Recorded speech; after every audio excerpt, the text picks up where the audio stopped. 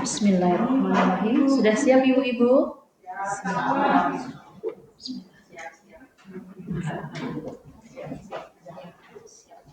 Bismillahirrahmanirrahim. Alhamdulillahirabbil alamin.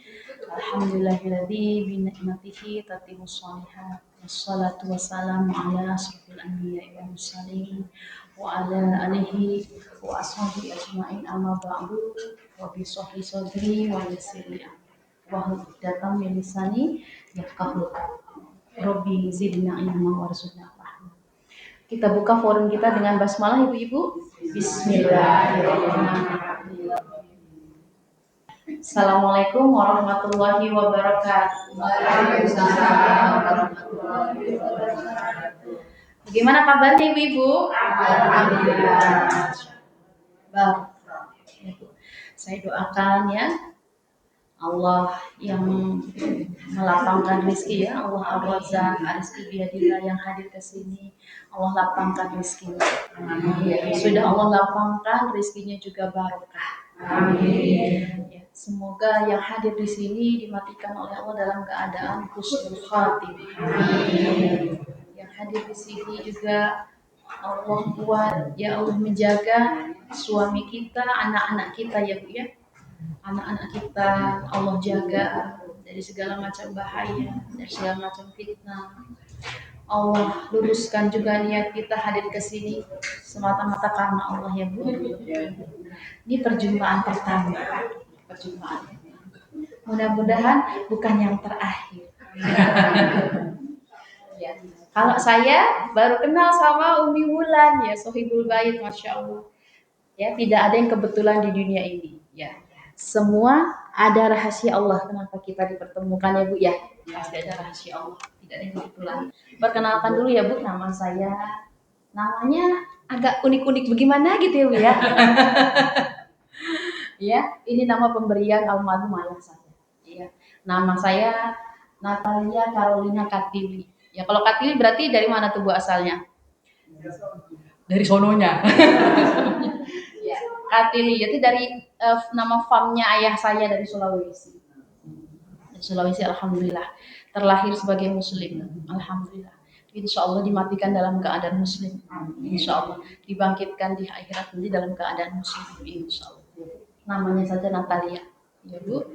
Ya, saya sekarang aktivitasnya adalah selain ibu rumah tangga juga pengajar, ya kemudian juga mengisi berbagai kajian. Baik, kita mulai ya ibu ya. Sudah siap ibu-ibu? Ya, kita mulai ya. Suara saya jelas ya Bu? Kita mulai. Nanti sesekali saya berdiri nggak apa-apa ibu ya. Hari ini pembahasannya tolabul ilmi. Ya, tolabul ilmi. Kewajiban menuntut ilmu. Kenapa ada kata wajibnya Bu? Karena menuntut ilmu hukumnya wajib. Ya, qala Rasulullah, tolabul ilmu faridotun ala kulli muslim. Menuntut ilmu wajib bagi setiap muslim. Jadi wajib. Ya. Next. Sebelum saya bahas tentang bagaimana pandangan Islam terhadap ilmu, ayatnya apa, dalilnya apa, saya mau mengajak dulu ibu-ibu sekalian melihat fakta. Ada perintah Allah tentang menuntut ilmu. Tapi ya, kita temukan hari ini kaum muslimin menuntut ilmu itu ada yang enggan, malas mikir. Apalagi kalau misalnya kajian yang isinya kalau bahasnya yang berat-berat saya nggak mau gitu ya, bahasnya yang riba saya nggak mau, pokoknya yang maunya yang mudah-mudah ya kan, yang enteng-enteng aja ya kan Bu. Coba kita lihat ini faktanya Bu, kalau menuntut ilmu itu wajib, tapi fakta kaum muslimin bagaimana memposisikan ilmu. Kita lihat dari sisi Indonesia. Ternyata ilmu ya, anak SMP di Indonesia itu banyak yang belum bisa baca. Sedangkan menuntut ilmu agama itu harus bisa baca Quran, harus tahu hadis segala macam. Jangankan itu Bu, baca aja belum bisa. Anak SMP. Ada nggak Bu faktanya Bu? Dan kurikulum yang baru mengharuskan naik kelas. Ya kan Bu? Kemudian tingkat literasi Indonesia. Ibu tahu literasi? Literasi itu bukan sekedar baca, Literasi itu sudah baca, faham isinya, menyampaikan kembali. Ya kan? Jadi dia baca. Tapi kalau nggak paham isinya, banyak nggak Bu yang begitu Bu? Banyak. Ini maksudnya apa? Ya.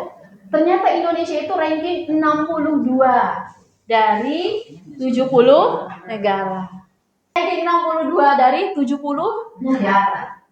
Ya, bayangkan. Padahal mayoritas muslim. Seharusnya muslim mencintai ini. Coba fakta yang lain, next. Ya, nah ini Bu. Di sebelah sana ada gambar ya. 10 negara dengan penduduk terpintar. Ada Jepang, Cina, ya, ada Taiwan, ada Korea Selatan, ada Belarusia, ada Singapura, ada Hongkong, ada Finlandia. Indonesia urutan ke berapa itu urutan? Ke 100 sekian dari 192 negara.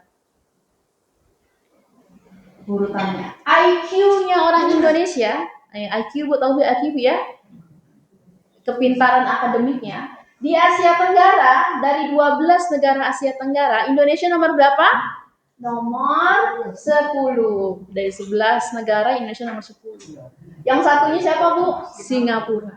Bahkan Kamboja, negara ya, Kamboja, Vietnam yang agak-agak komunis sedikit, IQ-nya lebih tinggi. Orang, ada penelitiannya Bu, orang Jepang itu setahun 40 buku membaca. Malaysia itu sebulan 2-3 baca buku. Orang Indonesia setahun 0,001%. Berapa jumlah buku yang sudah Ibu baca dalam setahun ini? Jangankan anak-anak, coba diri kita. Dalam 1 tahun, dalam 1 bulan, ada nggak target kita membaca buku? Jadi ternyata membaca buku dan menulis itu bikin otak fokus. Tapi kalau scroll handphone itu membuyarkan fokus. Ya. Jadi ternyata Indonesia IQ-nya sekian, padahal kewajiban menuntut ilmu. Baik, next.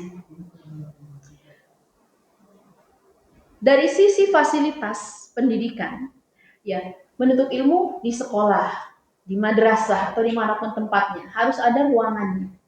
Ya. Alhamdulillah ya Allah berkahi Umi Mulan ya, kita fasilitasnya bagus menuntut ilmu ya Bu ya, pakai AC segala macam. Tapi generasi kita hari ini ada sebuah ketimpangan, kesenjangan. Yang atas ternyata ada suatu data Indonesia itu kualitas bangunan sekolahnya 60% rusak berat. Tapi di sisi lain ada juga sekolah-sekolah swasta yang fasilitasnya luar biasa. Ini saya pernah waktu itu di daerah dekat Pondok Hijau itu saya melewati Alexandria School. Lu pernah nggak lewat Alexandria School? Di depannya itu ada patung Buddha, gede banget.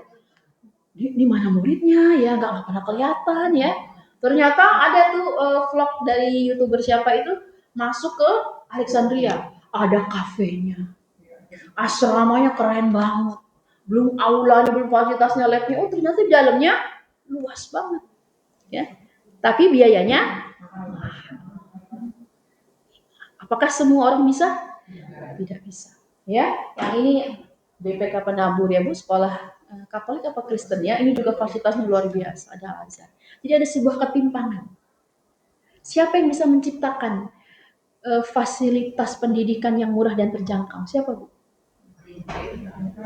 Betul.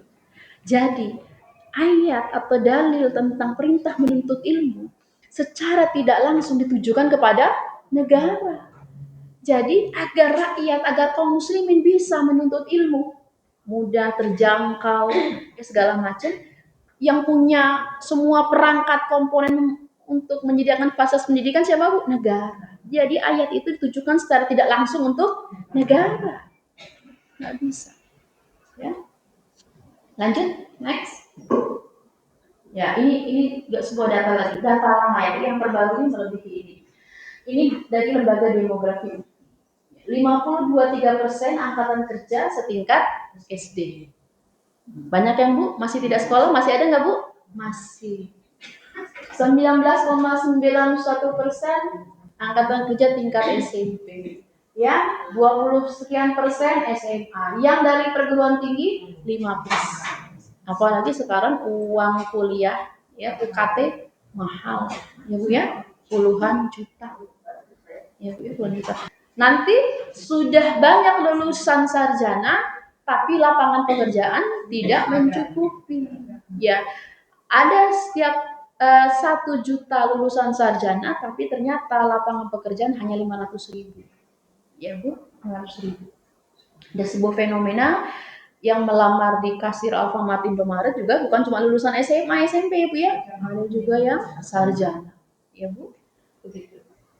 Kemudian bahkan ini saya dapat juga di data statistik ya, 46,8% hanya mampu menyelesaikan pendidikan 9 tahun. Berarti yang sisanya 50 sekian persen belum tentu bisa menyelesaikan 9 tahun. Padahal 9 tahun itu minimal sampai SMA ya Bu ya, sampai SMA. Ya dan SMA juga belum tentu punya skill. Ya kan Bu? Punya skill untuk bertahan hidup. Ya kan?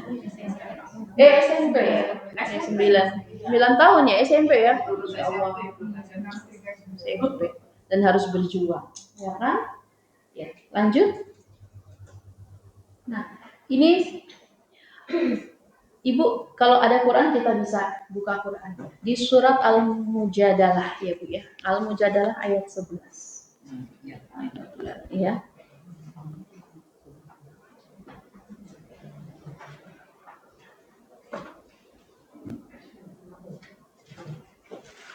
Udah ketemu Bu?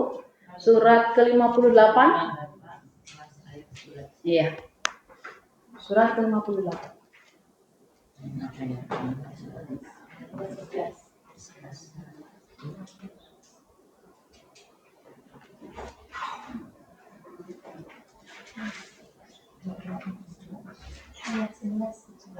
Ayat 11.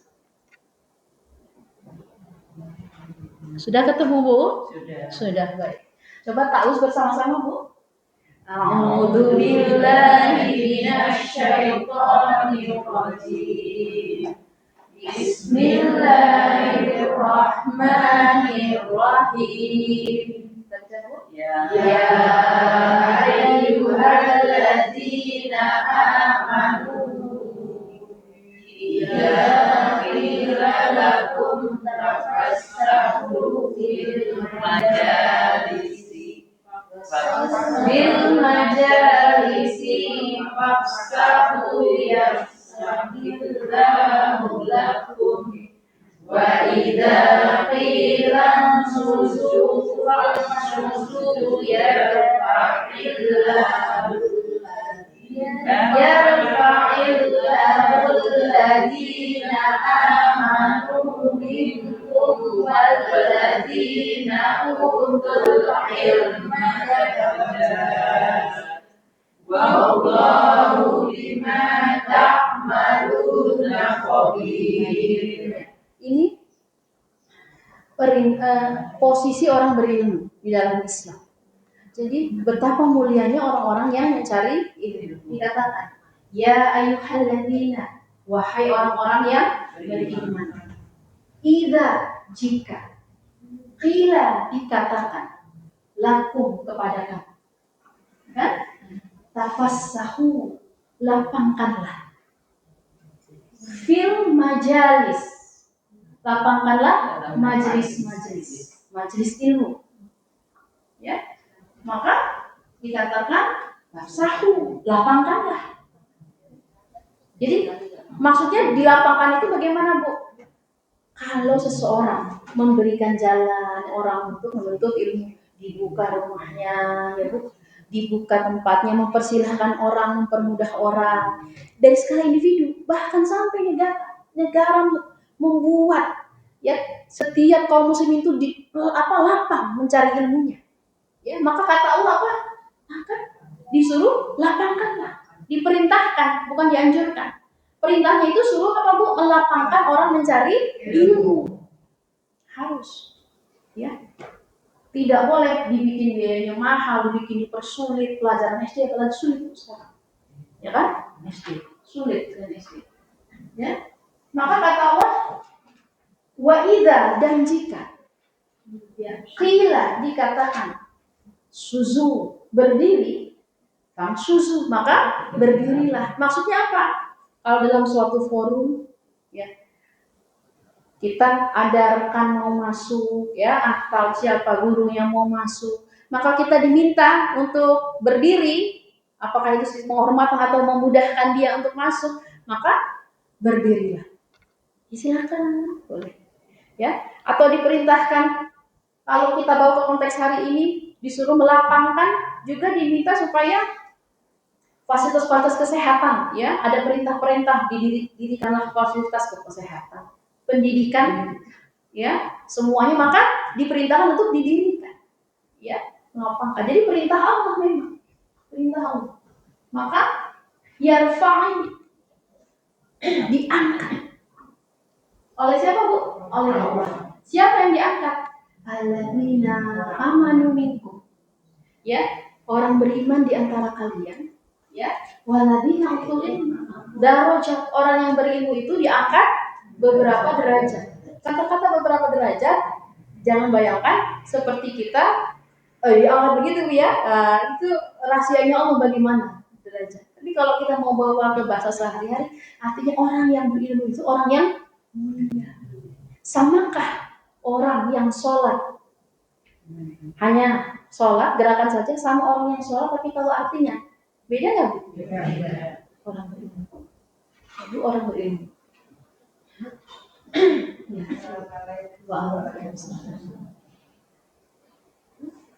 Maka dikatakan wallahu, demi Allah, sungguh, ya, Allah itu bima ta'maluna, mengetahui apa-apa yang khabir, yang engkau kerjakan.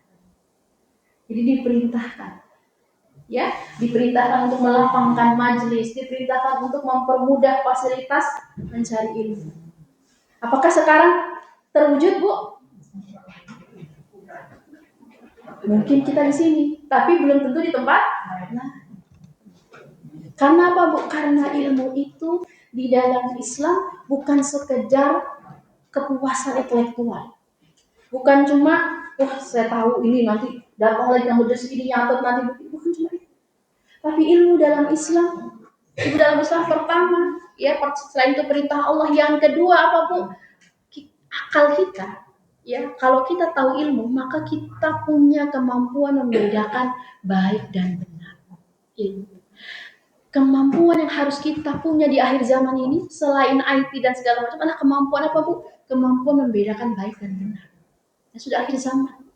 Kalau kita buka medsos, kalau kita buka online kita, hanya ada dua pilihan. Kalau nggak batil, hak. Ya. Karena apa? Karena hanya dengan ilmu Islam kita punya kemampuan itu. Kalau tidak dengan ilmu Allah kita tidak bisa. Ada nggak, Bu, kita melihat misalnya orang Islam, misalnya, ya, orang Islam, tapi mendukungnya yang batil, ya nggak? Yang batil atau yang dugem-dugem gitu, banyak nggak, Bu? Kenapa, Bu? Tidak punya kemampuan membedakan baik dan benar. Dari mana itu, Bu? Dari ilmu. Dari mana? Dari ilmu. Kadang kita ngobrol dengan tetangga kita, kok dia pemikirannya liberal, ya? Kok dia begitu sih? Gitu.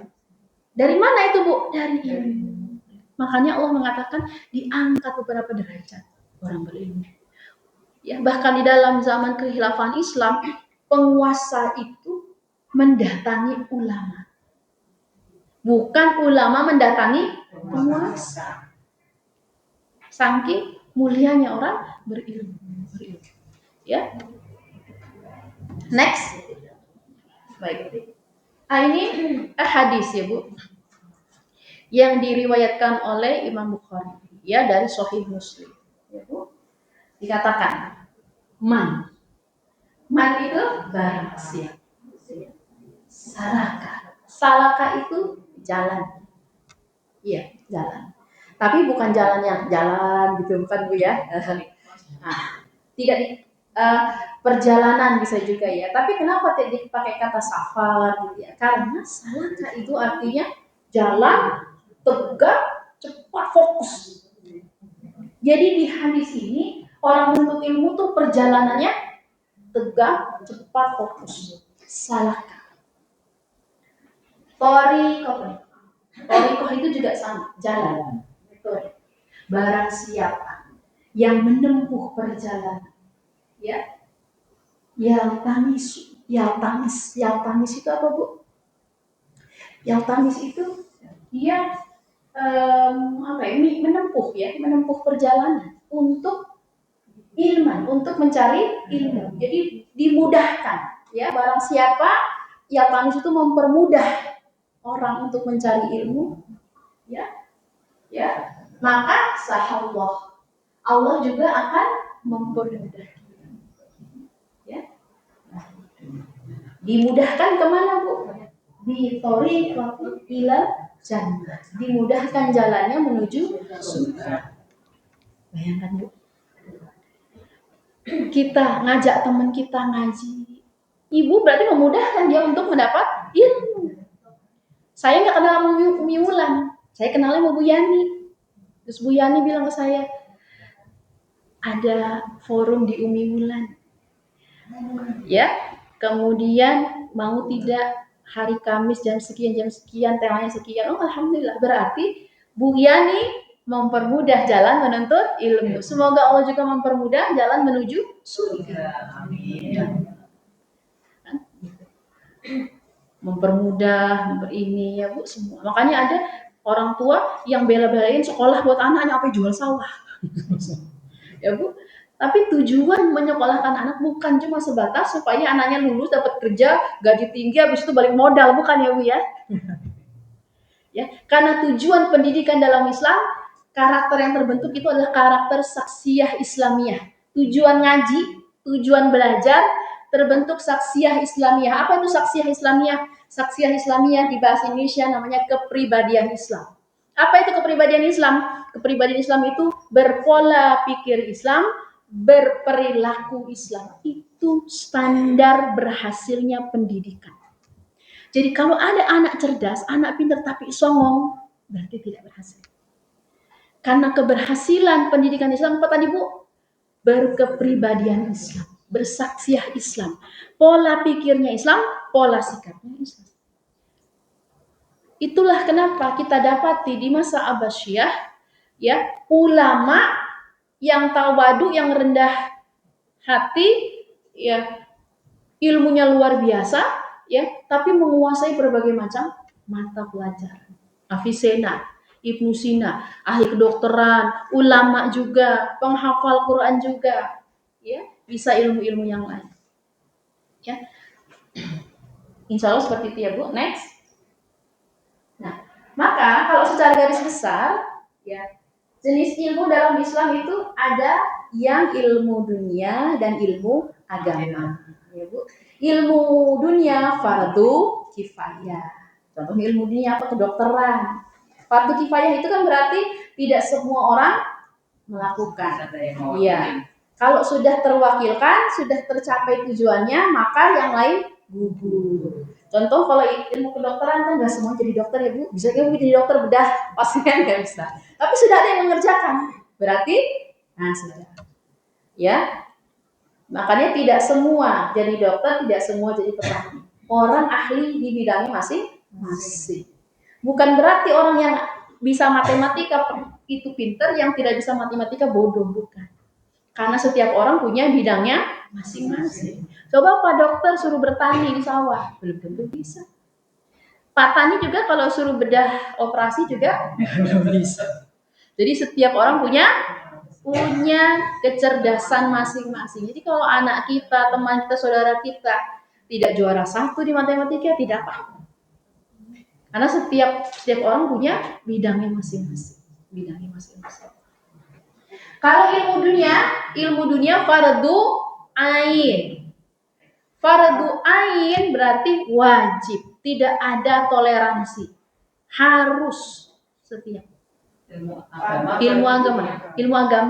Oh, salah. Salah ya Bu. Maaf lahir batin. Ya, ilmu agama ya, fardu ain. Dan ilmu agama itu luasnya luar biasa.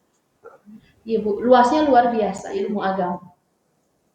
Coba Mbak Ani yang tadi, bagian tadi itu yang sebelum ini.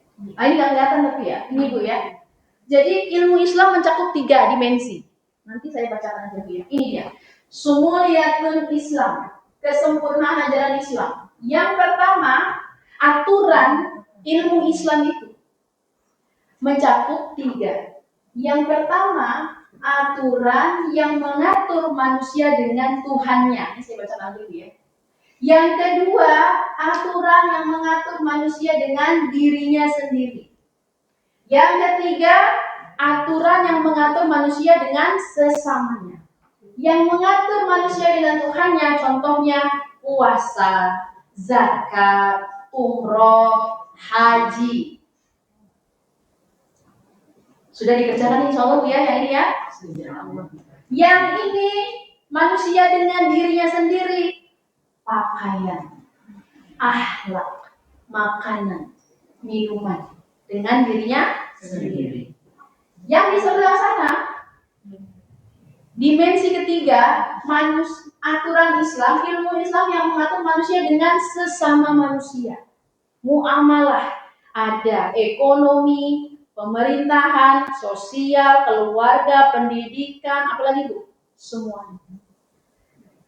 Kalau mau dipakai persentase, maka 10% syariat Islam, 10% ilmu Islam adanya di dimensi 1, dimensi 2. Bisa diterapkan, ada juga yang tidak diterapkan. Tapi 90% syariat dan ilmu Allah itu ada di dimensi ketiga. Ekonomi, pendidikan, sosial, budaya, pertahanan, bernegara, segala macam. Yang belum diterapkan. Yang belum diterapkan. Padahal ayatnya ada. Jadi kita selama ini masih mengerjakan yang 10%. Itu pun kalau diterima. Mudah-mudahan diterima. Padahal ilmu Allah itu bukan cuma 10%, ada 90%. Ada kitabnya Nizamul Iqtisad, Nizamul Ijtima, Nizamul Uqubat, ya ini segala macam. Luar biasa. Sistem ekonomi. Ekonomi yang kita kenal cuma riba sama zakat. Padahal ekonomi Islam itu bukan cuma riba sama zakat. Ya. Jadi waktu itu saya mengisi di daerah Margahayu. Terus jamaahnya bertanya, hukum waris, hukum arisan, GoFood, naik ojek, asuransi semua. Oh ternyata ini ada hukum Islamnya dan ternyata mereka berakad dengan akad yang batil. Asuransi. Karena selama ini tahunya kalau sistem ekonomi cuma zakat doang sama riba. Padahal banyak aktivitas pegadaian, sewa semua, akad kerja, sewa menyewa tanah segala macam. Oh ternyata banyak pelanggaran syariat. Karena ternyata banyak hukum syariat di sebelah sana. Terus bahas nizamul ijtima, sistem pergaulan dalam Islam. Ya, ada pertanyaan, ya, ada seseorang karena asinya banyak, asinya dibagi-bagi. Ada hukum persusuan. Bagaimana hukum persusuan, ayah susu, bapak susu, ini segala macam. Ada pertanyaan tentang mengentaskan kemiskinan. Bagaimana Islam menetapkan kemiskinan?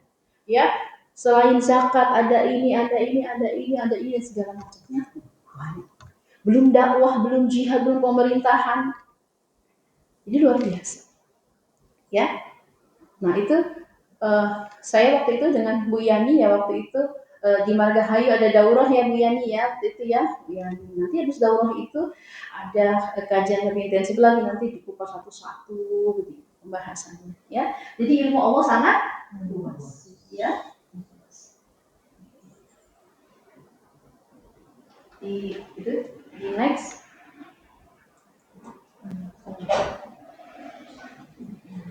Nah, ilmu harus diamalkan. Masa ilmunya dipendem ya nggak ya Bu ya? Ilmunya diamalkan. Amal yang baik namanya ihsanul amal atau amal yang hasan, amal yang baik. Amal yang baik itu cirinya 2 Bu. Ihsanul amal cirinya 2. Niatnya karena Allah, 2 caranya sesuai dengan Allah ya, dengan Allah dan Rasulullah. Jadi ciri ihsanul amal. Jadi dikatakan perbuatan itu baik cirinya 2 ya Bu. Niatnya karena Allah, caranya benar sesuai syariat. Saya pernah contohkan misalnya begini. Ibu tahu film Robin Hood nggak? Aduh, film Robin Hood zaman saya kecil itu ya. Film Robin Hood itu waktu zamannya apa tuh Inggris apa Prancis ya? Kok saya lupa ya. Gitu.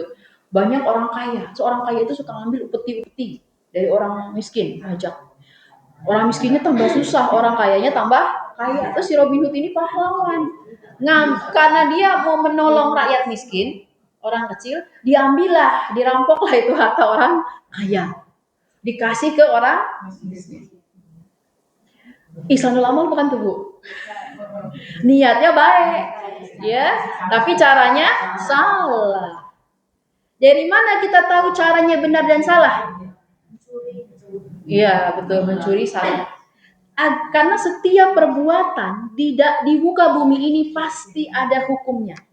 Tidak ada perbuatan yang tidak ada hukumnya. Dan perbuatan seorang muslim terikat dengan hukum syariat. Dan hukum perbuatan ada 5. Hanya 5, tidak ada yang lain. Wajib, haram, makruh, sunnah, mubah. Nonton TV mubah. Mandi mubah. Menuntut ilmu wajib. Minum khamar haram dan segala. Setiap perbuatan ada hukumnya. Ya, maka karena amal itu perbuatan, sebelum melakukan sesuatu harus dicari tahu dulu apa hukumnya. Jangan apa pas nyolong buah gitu ya, dimakan dulu gitu ya. Iya maaf tadi saya nyolong, itu maaf. Yang penting maafnya gitu, padahal tidak. Jadi ihsanul amal itu niatnya dan tata caranya. Tata caranya dari mana tahu? Dari menuntut ilmu.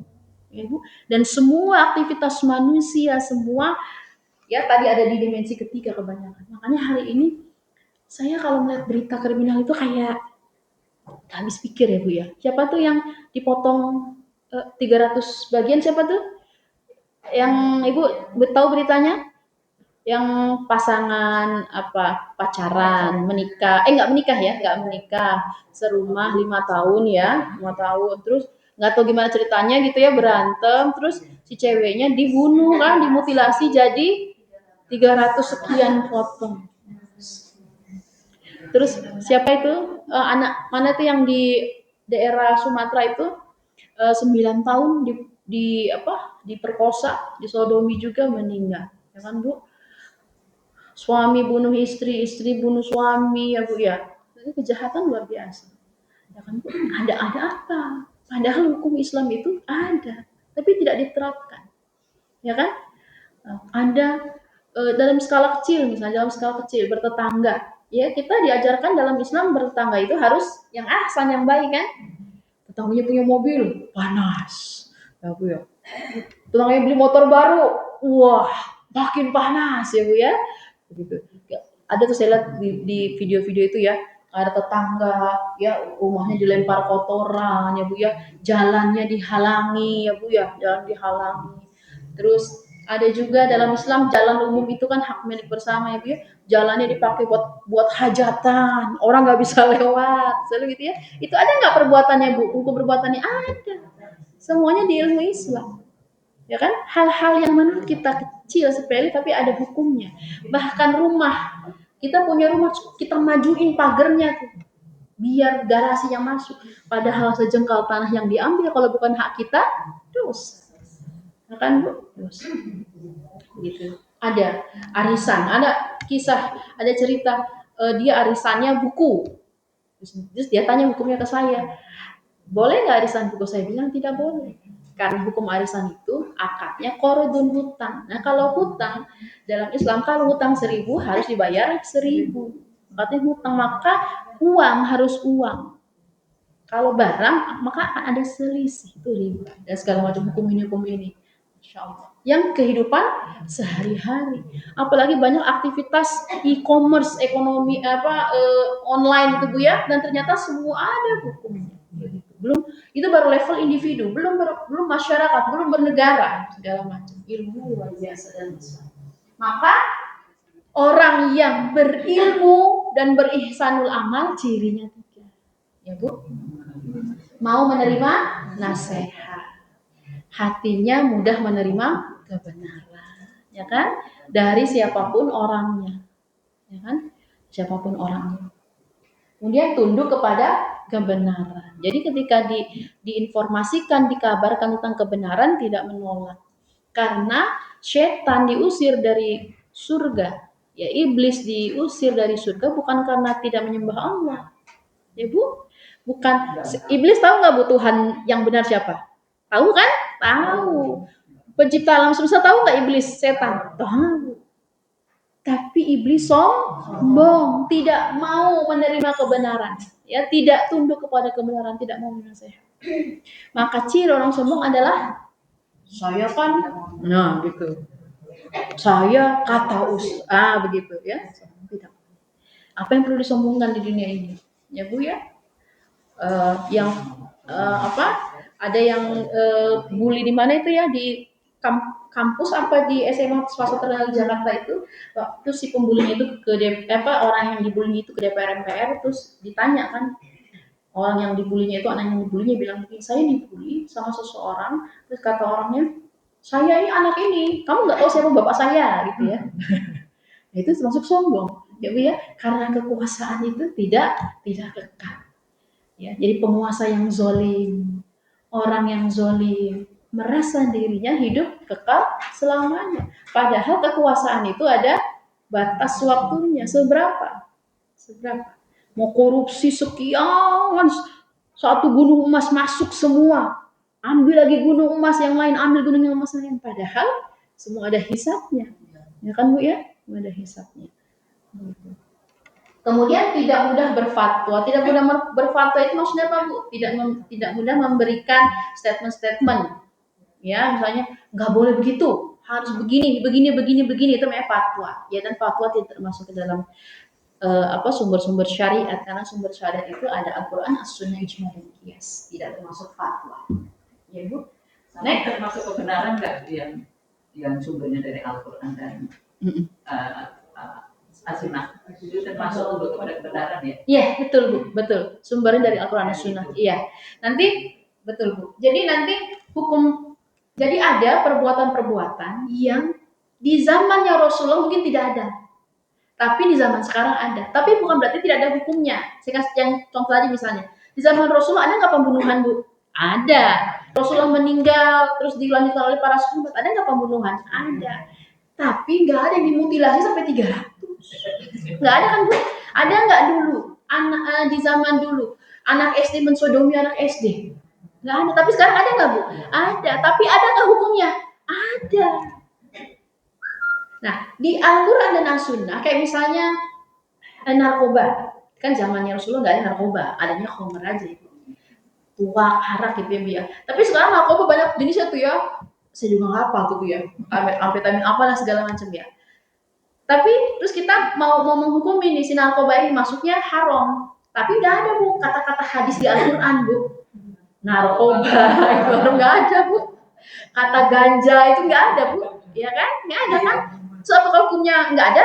Ada. Makanya sumber hukum syariat itu yang hierarki pertama Al-Quran, yang kedua hadis, nanti ada lagi ulumul hadis mutawatir, goir mutawatir dipelajari, hadis sahih, hasan, ya kan, maudhu, ada lagi ilmunya. Baru yang ketiga ijma. Ijma itu apa? Kesepakatan para sahabat. Sahabat berarti yang hidup bersama Nabi, belajar langsung bersama Nabi, berjuang bersama Nabi. Ya, nanti banyak. Apa contoh dari ijma sahabat? Ijma sahabat contohnya misalnya waktu Rasulullah meninggal, Rasulullah itu tidak langsung dimakamkan. Rasulullah didiamkan sebentar, selama berapa Bu? Berapa lama Rasulullah? 3 hari. Padahal aturan dalam Islam kalau sudah meninggal disegerakan. Apakah sahabat kejam banget tuh?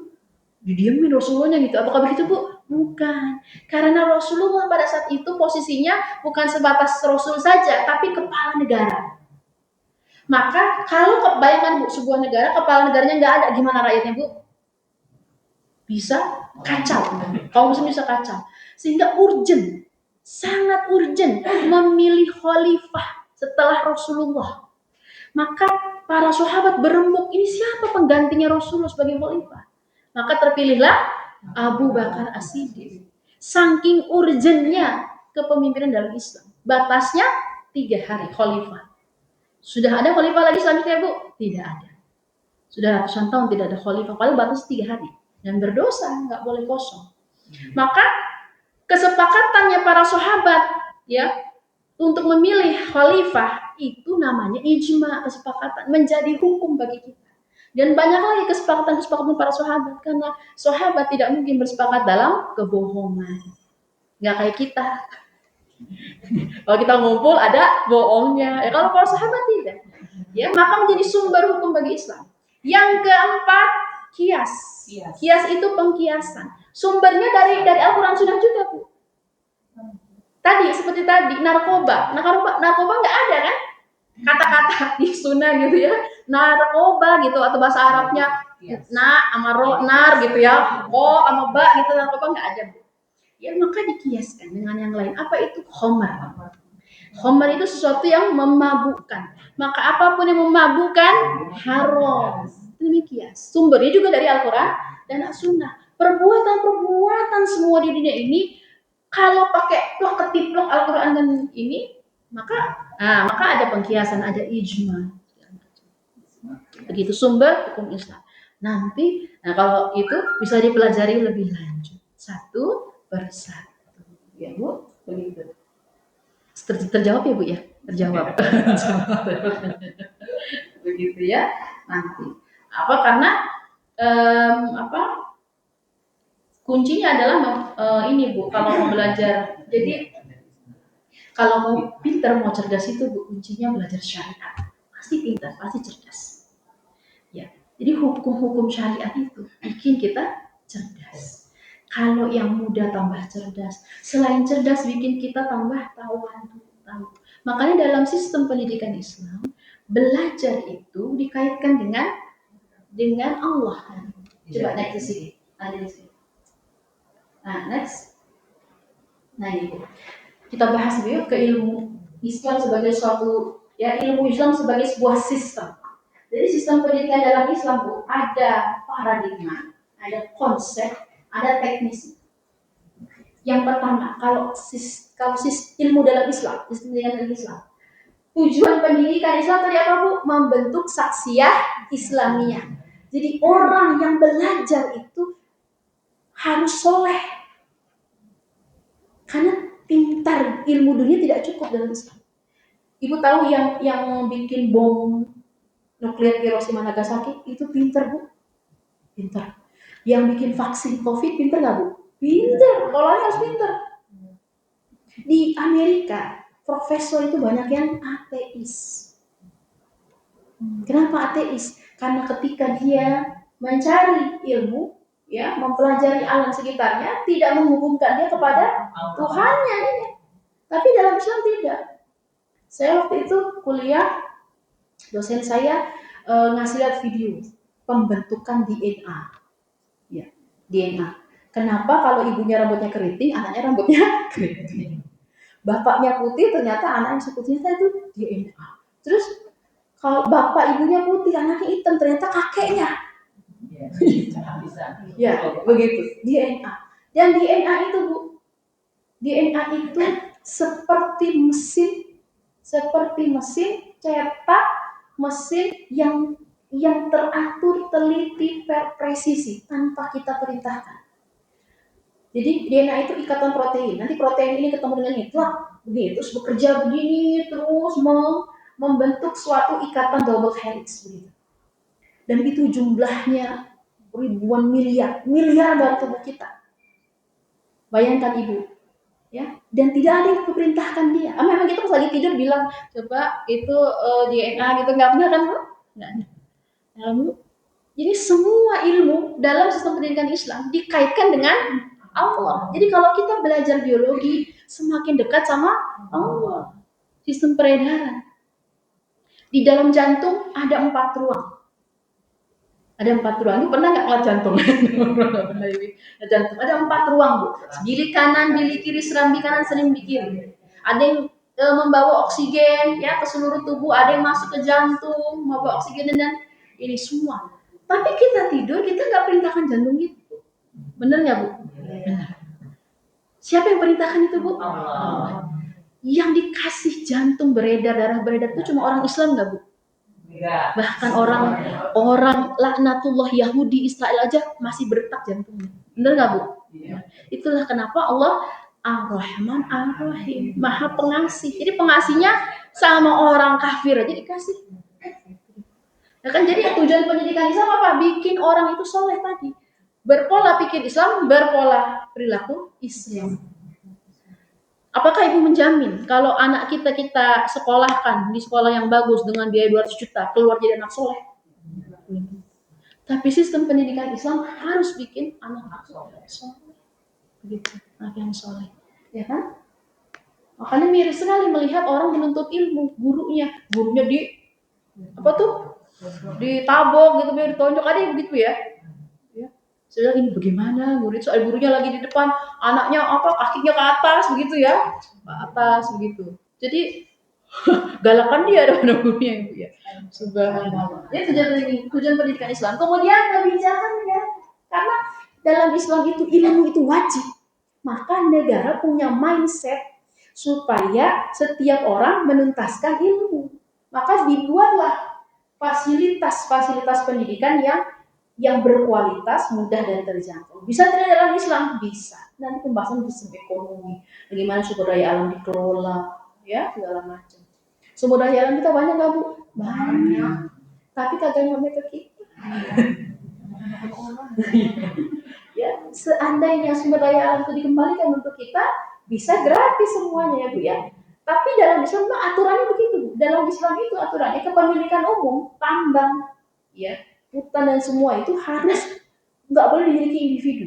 Kalau sekarang kan seorang individu boleh punya tambang, boleh punya pulau, ya kan, Bu?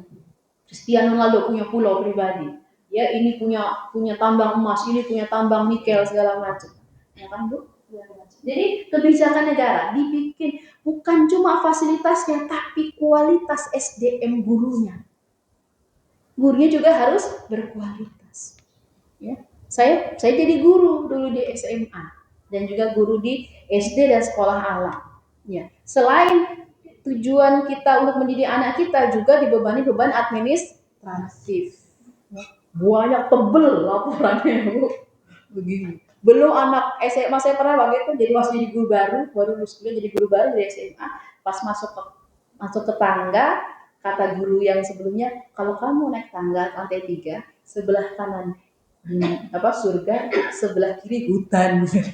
Karena perilakunya seperti jadi pas saya masuk ke kelas, ada yang salto gitu ya, ada yang lempar kertas gitu ya, saya siksak gitu ya, gini rupanya ya, gitu. Terus guru juga belum tentu bisa menguasai materi kan. Jadi yang penting diajarin lah anak kita ya. Sampai murid saya bertanya, Bu, apa tujuan kita belajar termokimia? Apa tujuan kita belajar konsepmu, belajar inlatan ini? Jadi ilmu itu tidak teraplikasikan dalam kehidupan. Padahal dalam Islam, Bu, ilmu itu selalu teraplikasikan dalam kehidupan. Ya kan? Teraplikasikan dalam kehidupan.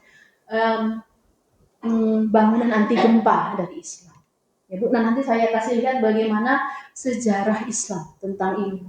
Ya, Bu. Kemudian teknisnya juga sama, kurikulumnya. Kurikulum juga tidak boleh berbasis sekuler, karena kurikulum sekarang memisahkan agama dari kehidupan. Ya kan? Apalagi kalau di luar negeri jam agama tuh cuma sejam apa ya? 3 jam seminggu ya, Bu ya. Sejamnya 35 menit. Berarti ya sekitar 1,5 jam seminggu. Ya kan? Terus saya waktu itu ke SMA, salah satu SMA negeri di Bekasi, bertemu dengan kepala sekolah, wakasek, BK dan guru agama. Lalu guru agama curhat, ini saya bagaimana ya? Anak-anak saya, ya jangankan untuk terikat dengan syariat Allah, baca Iqra aja bisa. SMA terus begini, saya belum bisa, Bu, gitu. belum bisa baca doang, ketawa-ketawa. Jadi gurunya itu mau gemes tapi anak orang gitu, Bu ya. Bagaimana ini? Terus anaknya bermasalah, muridnya. Apa kata orang tuanya? Guru agamanya siapa itu? Kok anak saya bermasalah? Jadi seolah-olah yang salah guru agamanya. Jadi kurikulum pendidikannya ya sekuler. Bahas biologi aja. ya, nggak dikaitkan sama Allah. Bahas matematika aja. Padahal penemu angka Al-Khawarizmi seorang muslim, ya, Al-Jabar seorang muslim, kedokteran seorang muslim, semua muslim. Kalau nggak ada orang Islam, nggak ada handphone, nggak ada AC, nggak ada proyektor, nggak ada laptop, ya kan Bu? Luar biasa. Kualitas guru, fasilitas semua, ini semua ada. Nanti bahasnya di pertemuan khusus. Ya karena apa? Saking ilmu itu menempatkan posisi berharga dalam Islam. Ya sampai negara itu diatur sedemikian rupa. Bahkan gaji guru itu zamannya Umar bin Khattab 15 dinar. Satu dinarnya 4, sekian gram emas. Berarti kalau dirupiahkan sekarang berapa? 60 jutaan. Ya. Sekarang habis jadi guru ngeles. Habis ngeles ngojek. Gitu. Ada yang gitu Bu ya? Begitu. Kualitas guru. Ya, guru tanpa tanda jasa. Kasihan. Ya. Gak boleh Bu, dalam Islam guru itu sangat berjasa. Karena apa Bu? Karena rakyat yang cerdas itu aset negara.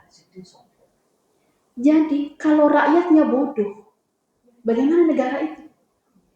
Maka dalam Islam rakyat itu harus cerdas. Tapi bukan cuma cerdas ilmu dunia, tapi dia tahu sama terikat sama Allah. Jadi dia tahu visi misi hidupnya sebagai seorang muslim. Ya. Dalam Islam balik itu sudah tahu jati dirinya. Kalau sekarang anak SMA, anak SMP tahu dan mencari jati diri. Sudah lewat balik itu Bu. Seharusnya balik itu sudah tahu dari mana dia berasal. Mau ngapain saya di dunia? Dan akan kemana saya nanti? Itu pertanyaannya seorang muslim.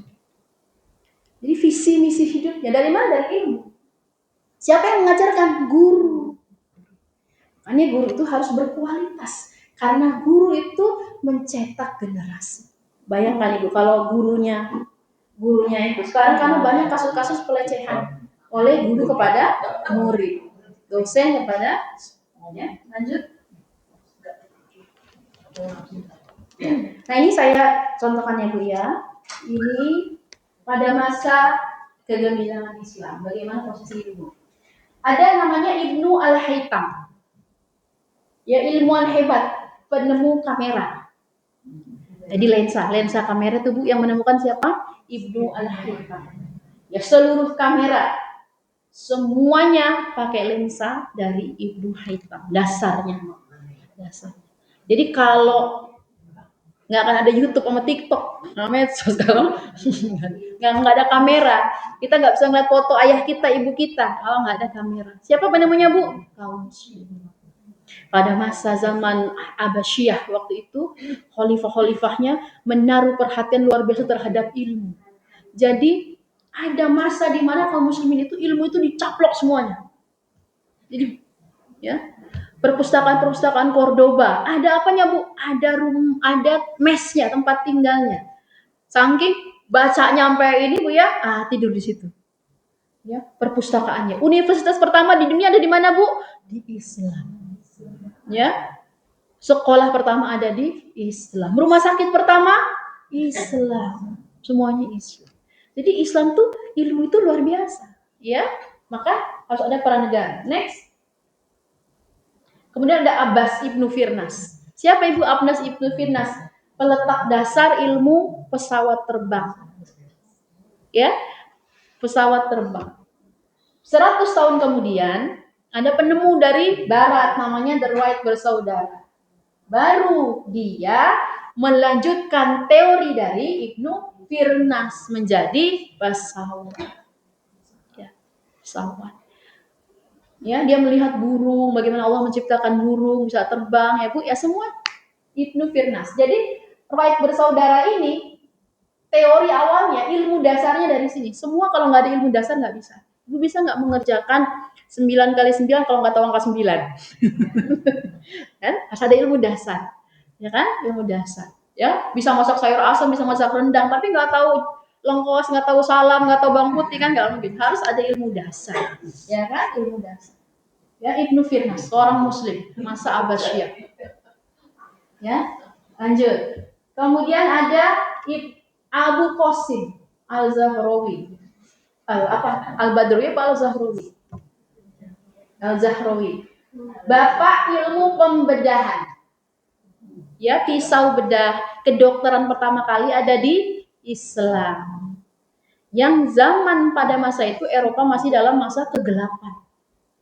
Ya, dalam Islam. Siapa yang menemukan vaksin pertama? Vaksin itu dari Islam. Ya, virus yang dilemahkan dimasukkan dalam tubuh. Konsep awal itu dari kaum muslimin. Dari wabah. Pada masa itu Eropa terkena wabah smallpox, cacar air. Ya, sampai meninggal. Jadi kalau ada yang kena cacar dikucilkan, ya. Ini kan smallpox, cacar air. Saat itu kaum muslimin sudah menemukan vaksin. Ya, kedokteran sudah maju. Siapa bapak kedokteran pertama di dunia, Bu? Dari kaum muslimin, namanya Ibnu Sina. Orang barat nggak ngerti Ibnu Sina, ngomongnya susah. Nah, akhirnya kata dia Avicenna. Kalau kita belajar matematika, ada X tambah Y tambah Z 2A tambah B, X dari asalnya X, faktor X. X itu dari mana, Bu? Dari bahasa Arab.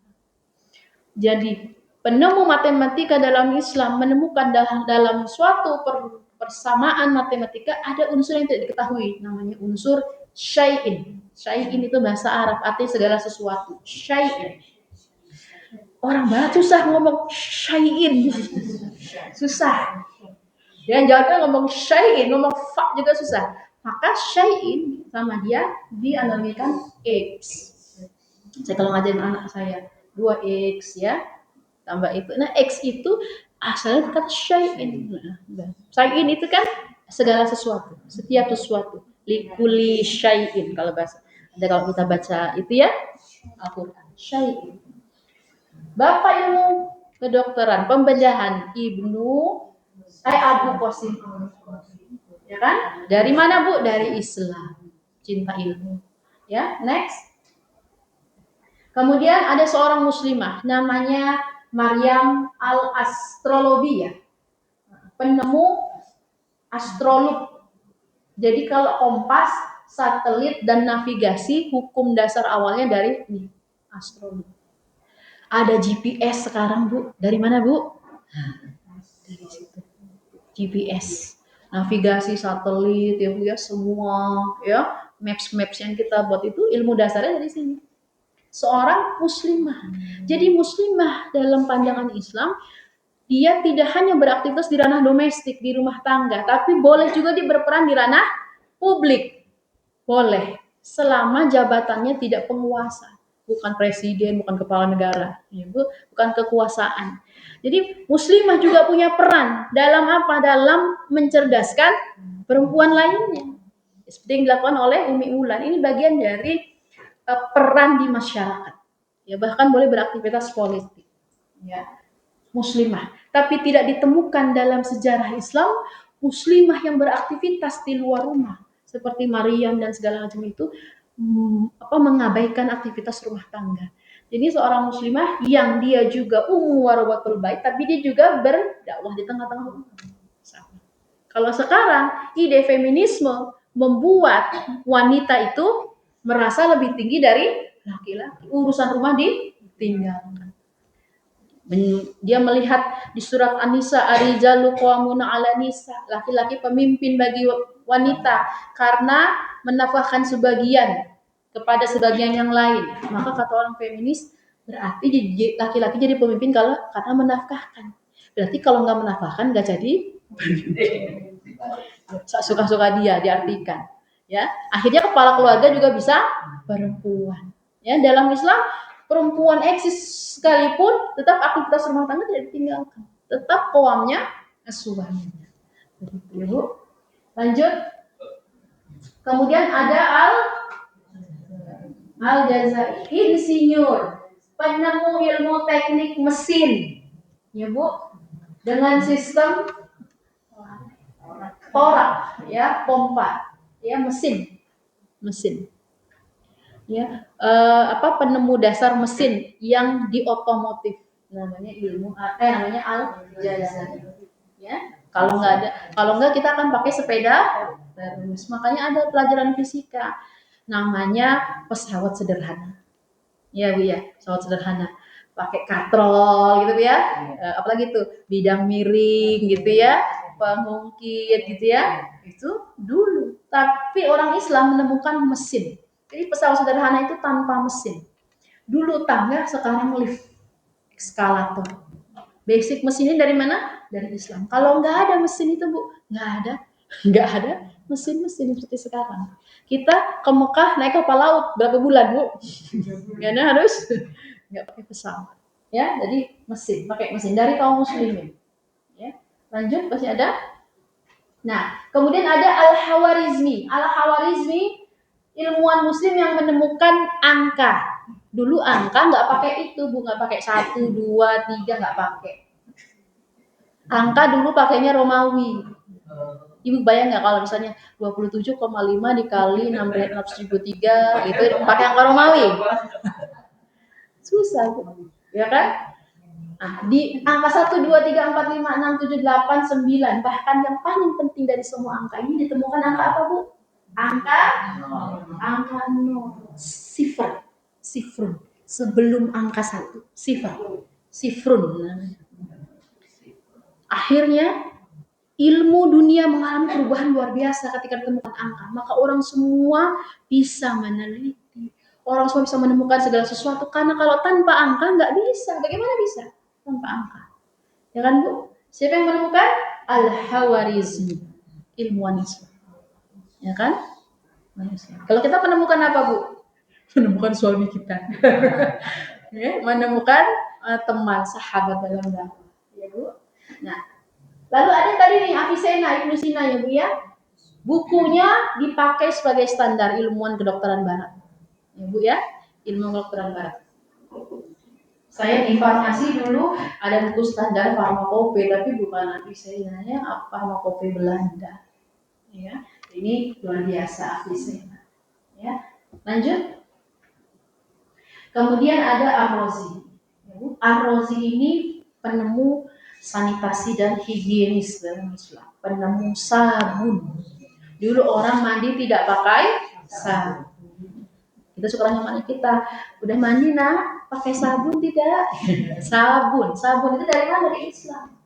Dulu masa kegelapan Eropa, Bu, ya, ilmu Islam itu lagi luar biasa pada masa itu. Eropanya jomplang sekali. Itu toiletnya orang Eropa gimana, Bu? Toilet umumnya berjejer, jadi lubang berjejer, gitu ya, Bu. Lubang berjejer. Jadi septic tank yang menemukan tuh kaum muslimin, proses septic tank itu orang Islam. Jadi cuma lubang. Jadi kalau mereka mau BAB, samping-sampingan. Dan hanya bentuk lubang saja. Jadi kalau kastil itu ada petugas, jadi petugas untuk mengangkat vasesnya itu. Ya, jadi kotor. Makanya kenapa ada sepatu high heels. Sepatu high heels itu sepatu high heels itu kan dipakai oleh orang Eropa karena perjalanannya kotor, becek, bau. Jadi supaya gaunnya tidak terkena, maka sepatunya harus tinggi, sepatu high heels. Ya, eau de cologne atau parfum ditemukannya di Eropa. Kenapa? Karena bau dan jarang mandi orang Eropa kan, makanya harus pakai parfum. Nah, Indonesia, kalau muslimin selain mandi ada sabun, sudah menemukan antiseptik jauh sebelum antiseptik. Ya, anak saya nanya bedanya antiseptik sama antibiotik apa, Bu? Ya, ya kan? Kalau kok di antiseptik bakterinya 99% doang, 100%. Ya kan antiseptik. Masih ada kemungkinan ya kumannya. Yang menemukan ini Ar-Razi, sabun. Ya. Sabun dan turunan. Ya, Bu. Saya dulu waktu kuliah bikin sabun. Waktu pas sekolah bikin sabun. Ya, sekarang sudah ditemukan berbagai macam sabun jenis sabun, Ibu. Ya, toilet saksi peradaban antara Romawi, Eropa dan Islam. Karena apa? Karena dulu Eropa belum ada toilet. Toiletnya masih begitu. Islam sudah punya. Ya, sanitasi dan segala macam dari ilmu Islam. Ya. Sudah habis insyaallah ya. Ya. Itu saja Ibu-ibu ya, tadi surat Al-Mujadalah dan hadis dari Bukhari Muslim. Ya, Bu, insyaallah. Tadi amanah dari Umi Wulan mau ada forum diskusi seperti tanya jawab sebentar gitu, Bu ya. Saya akhiri dulu. Assalamualaikum warahmatullahi wabarakatuh. Ya, monggo kalau ibu-ibu ada yang mau didiskusikan apapun pertanyaannya, Bismillah. Oh iya, silakan ibu. Ibu siapa namanya? Waalaikumsalam warahmatullahi wabarakatuh. Ibu Eli. Insyaallah. Ada beberapa pertanyaan ini. Iya. Sembilan ini memberikan pencerahan. Masya Allah. Semua karena Allah. Iya. Nah, kebetulan saya juga mantan praktisi pengajar. Oh begitu. Jadi nanti pertanyaannya mungkin ada Oh, kaitannya. iya. Nah yang pertama tadi tentang DNA ya. Iya. Kalau secara genetik kan memang kita tidak bisa menghindar karena tadi saya bilang kan banyak kritik ternyata dari kakeknya gini-gini.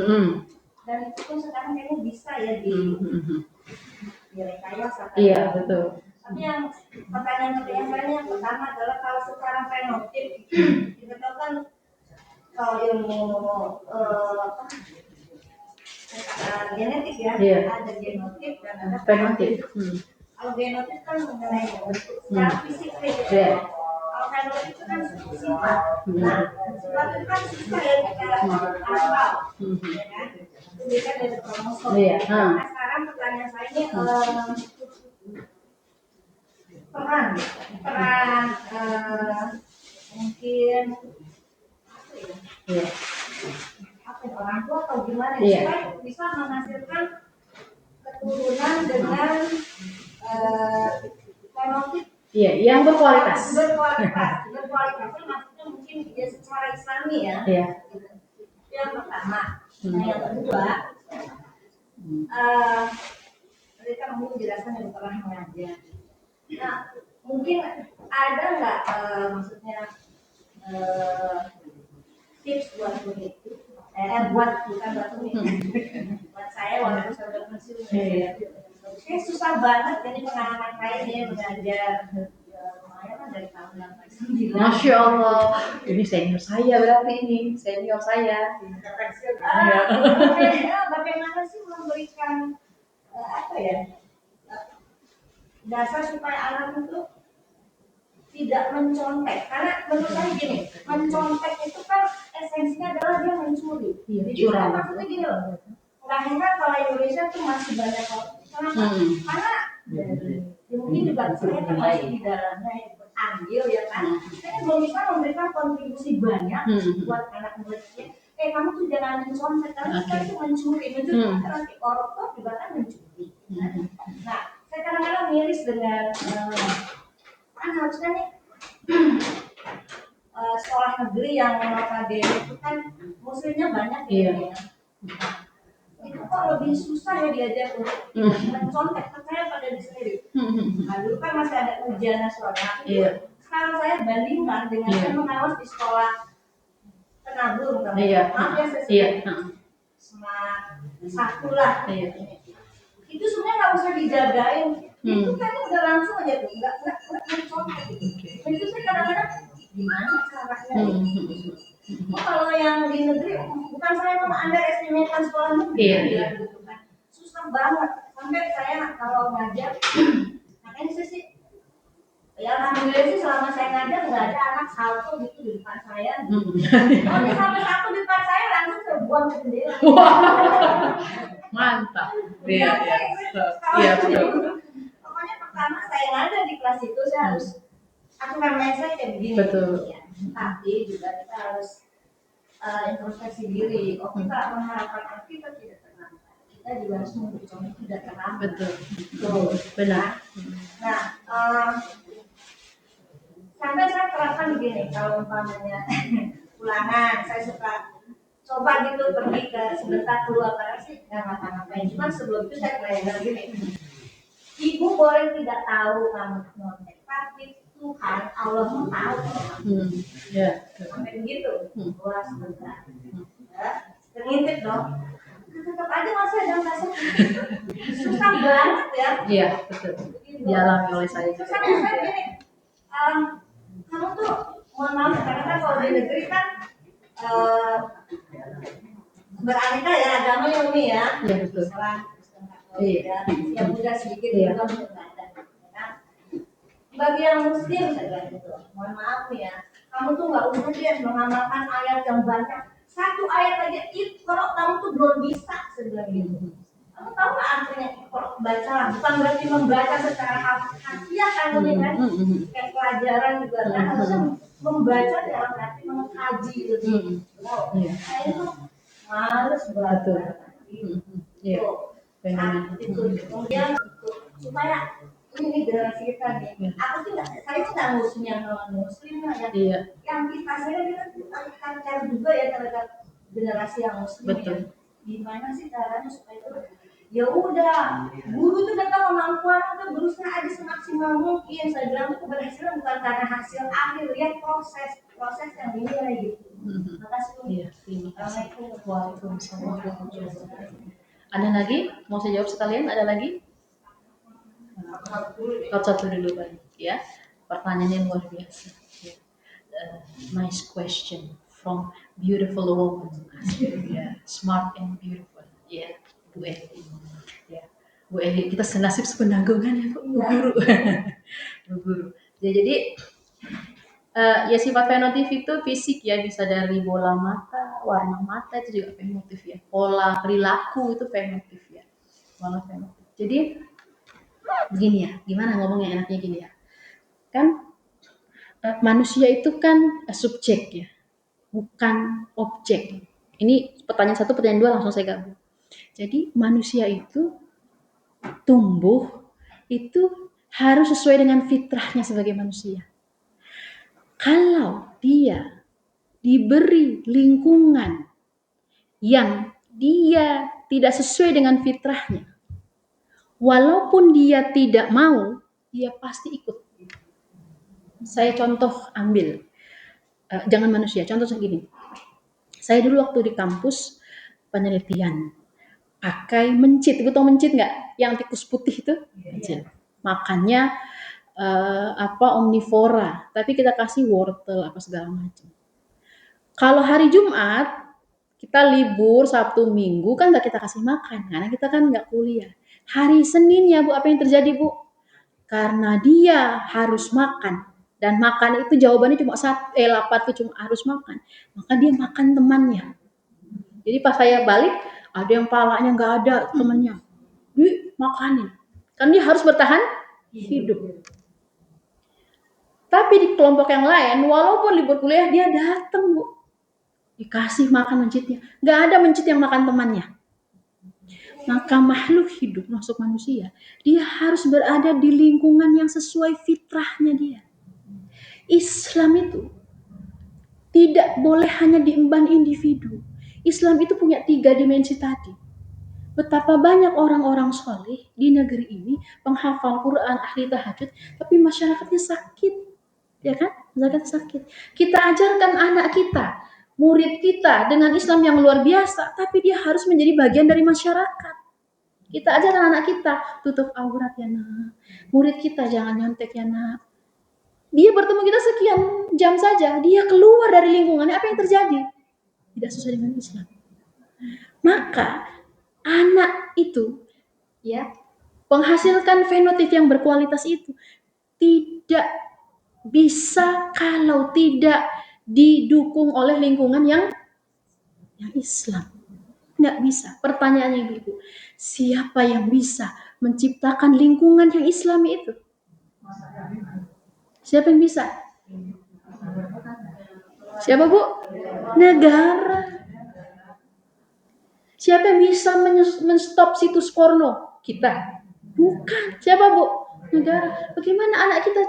Anak saya nggak pernah keluar rumah, dalam aja nggak pernah neko-neko, tapi pegang handphone. Apakah di handphone itu menjamin? Saya pernah ada situs biasa Bu ya, situs biasa aja, iklannya celana dalam, ya kan? Bagaimana tuh anak-anak yang ini? Siapa yang bisa menstop iklan itu? Apakah rakyat? Tidak. Maka menciptakan fenotip yang berkualitas tadi, pertama individunya harus berkualitas, orang tuanya sakofah Islamnya, ilmu Islamnya, mengkajinya lugas, memberikan teladan. Tapi tidak cukup dengan itu Bu, karena anak itu bukan cuma ngintilin emak bapaknya sampai dia tua, Dia harus terjun ke masyarakat. Di masyarakat orang permisif, biarin aja pacaran, urusan dia. Biarin aja nggak sholat, urusan dia, permisif. Ya kan? Ada orang tabrakan, bukan ditolongin, divideoin. Jadi anak yang berkualitas tadi, yang berpola sikap, yang berkualitas tadi, memang harus ada 3 faktor tadi, yang 3 dimensi tadi. Pertama, keluarganya, yang kedua lingkungan masyarakatnya, yang ketiga peran negara. Memang nggak bisa, Bu, nggak bisa. Itu Ibnu Haytham, Ar-Razi segala macam. Apakah karena sebatas orang tuanya? Bukan, karena sistem mendukung, lingkungan mendukung. Coba tanya orang yang itu, yang jadi pelacur, apa mau dalam hatinya jadi pelacur? Tidak. Keadaan menuntut dia. Jadi pembentukan fenotip berkualitas, kalau secara individu, maka langkah Allah adalah mencari pasangan yang berkualitas. Anak kita tidak bisa milih orang tuanya, karena itu kode Allah. Tapi kita bisa menentukan siapa ayahnya, siapa ibunya. Ya kan? Maka kalau kita mau ayah kita, pasangan kita, ya kalau laki-laki pengen istrinya soleha, anaknya berkualitas, ya dirinya harus berkualitas dulu.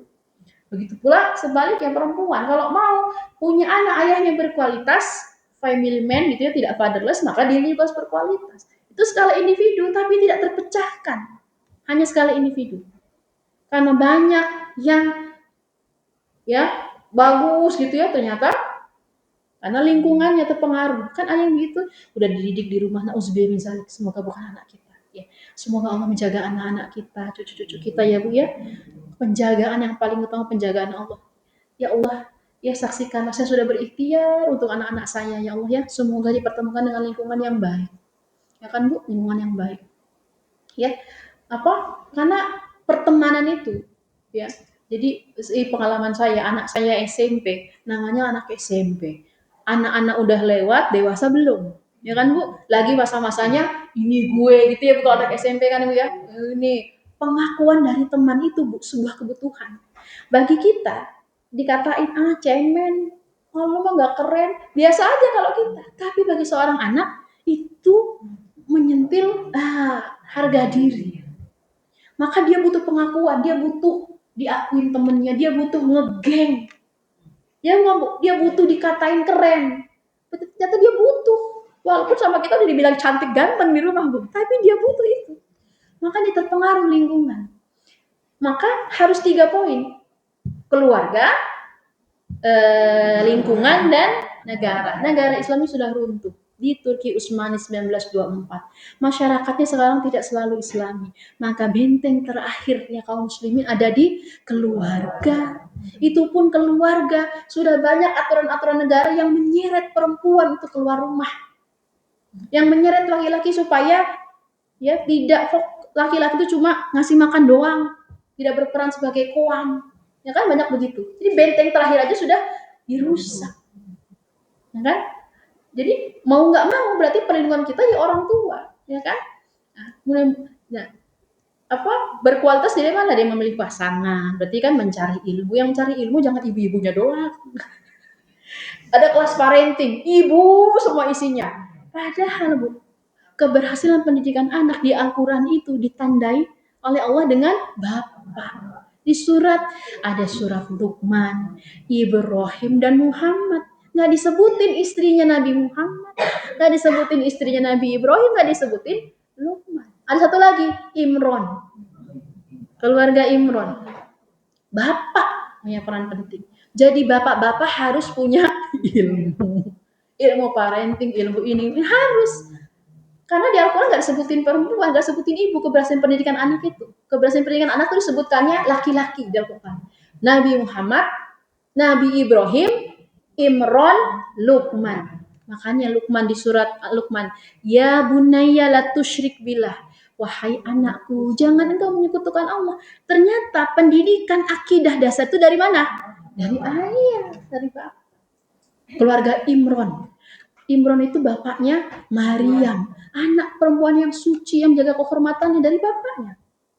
Nabi Muhammad, keturunannya Masya Allah. Nabi Ibrahim, Ismail. Bayangkan Ibu, Nabi Ismail itu jarang ketemu bapaknya. Jangan ketemu Nabi Ismail. Jarang ketemu Nabi Ibrahim. Nabi Ibrahimnya di satu Palestina, satu di Mekah.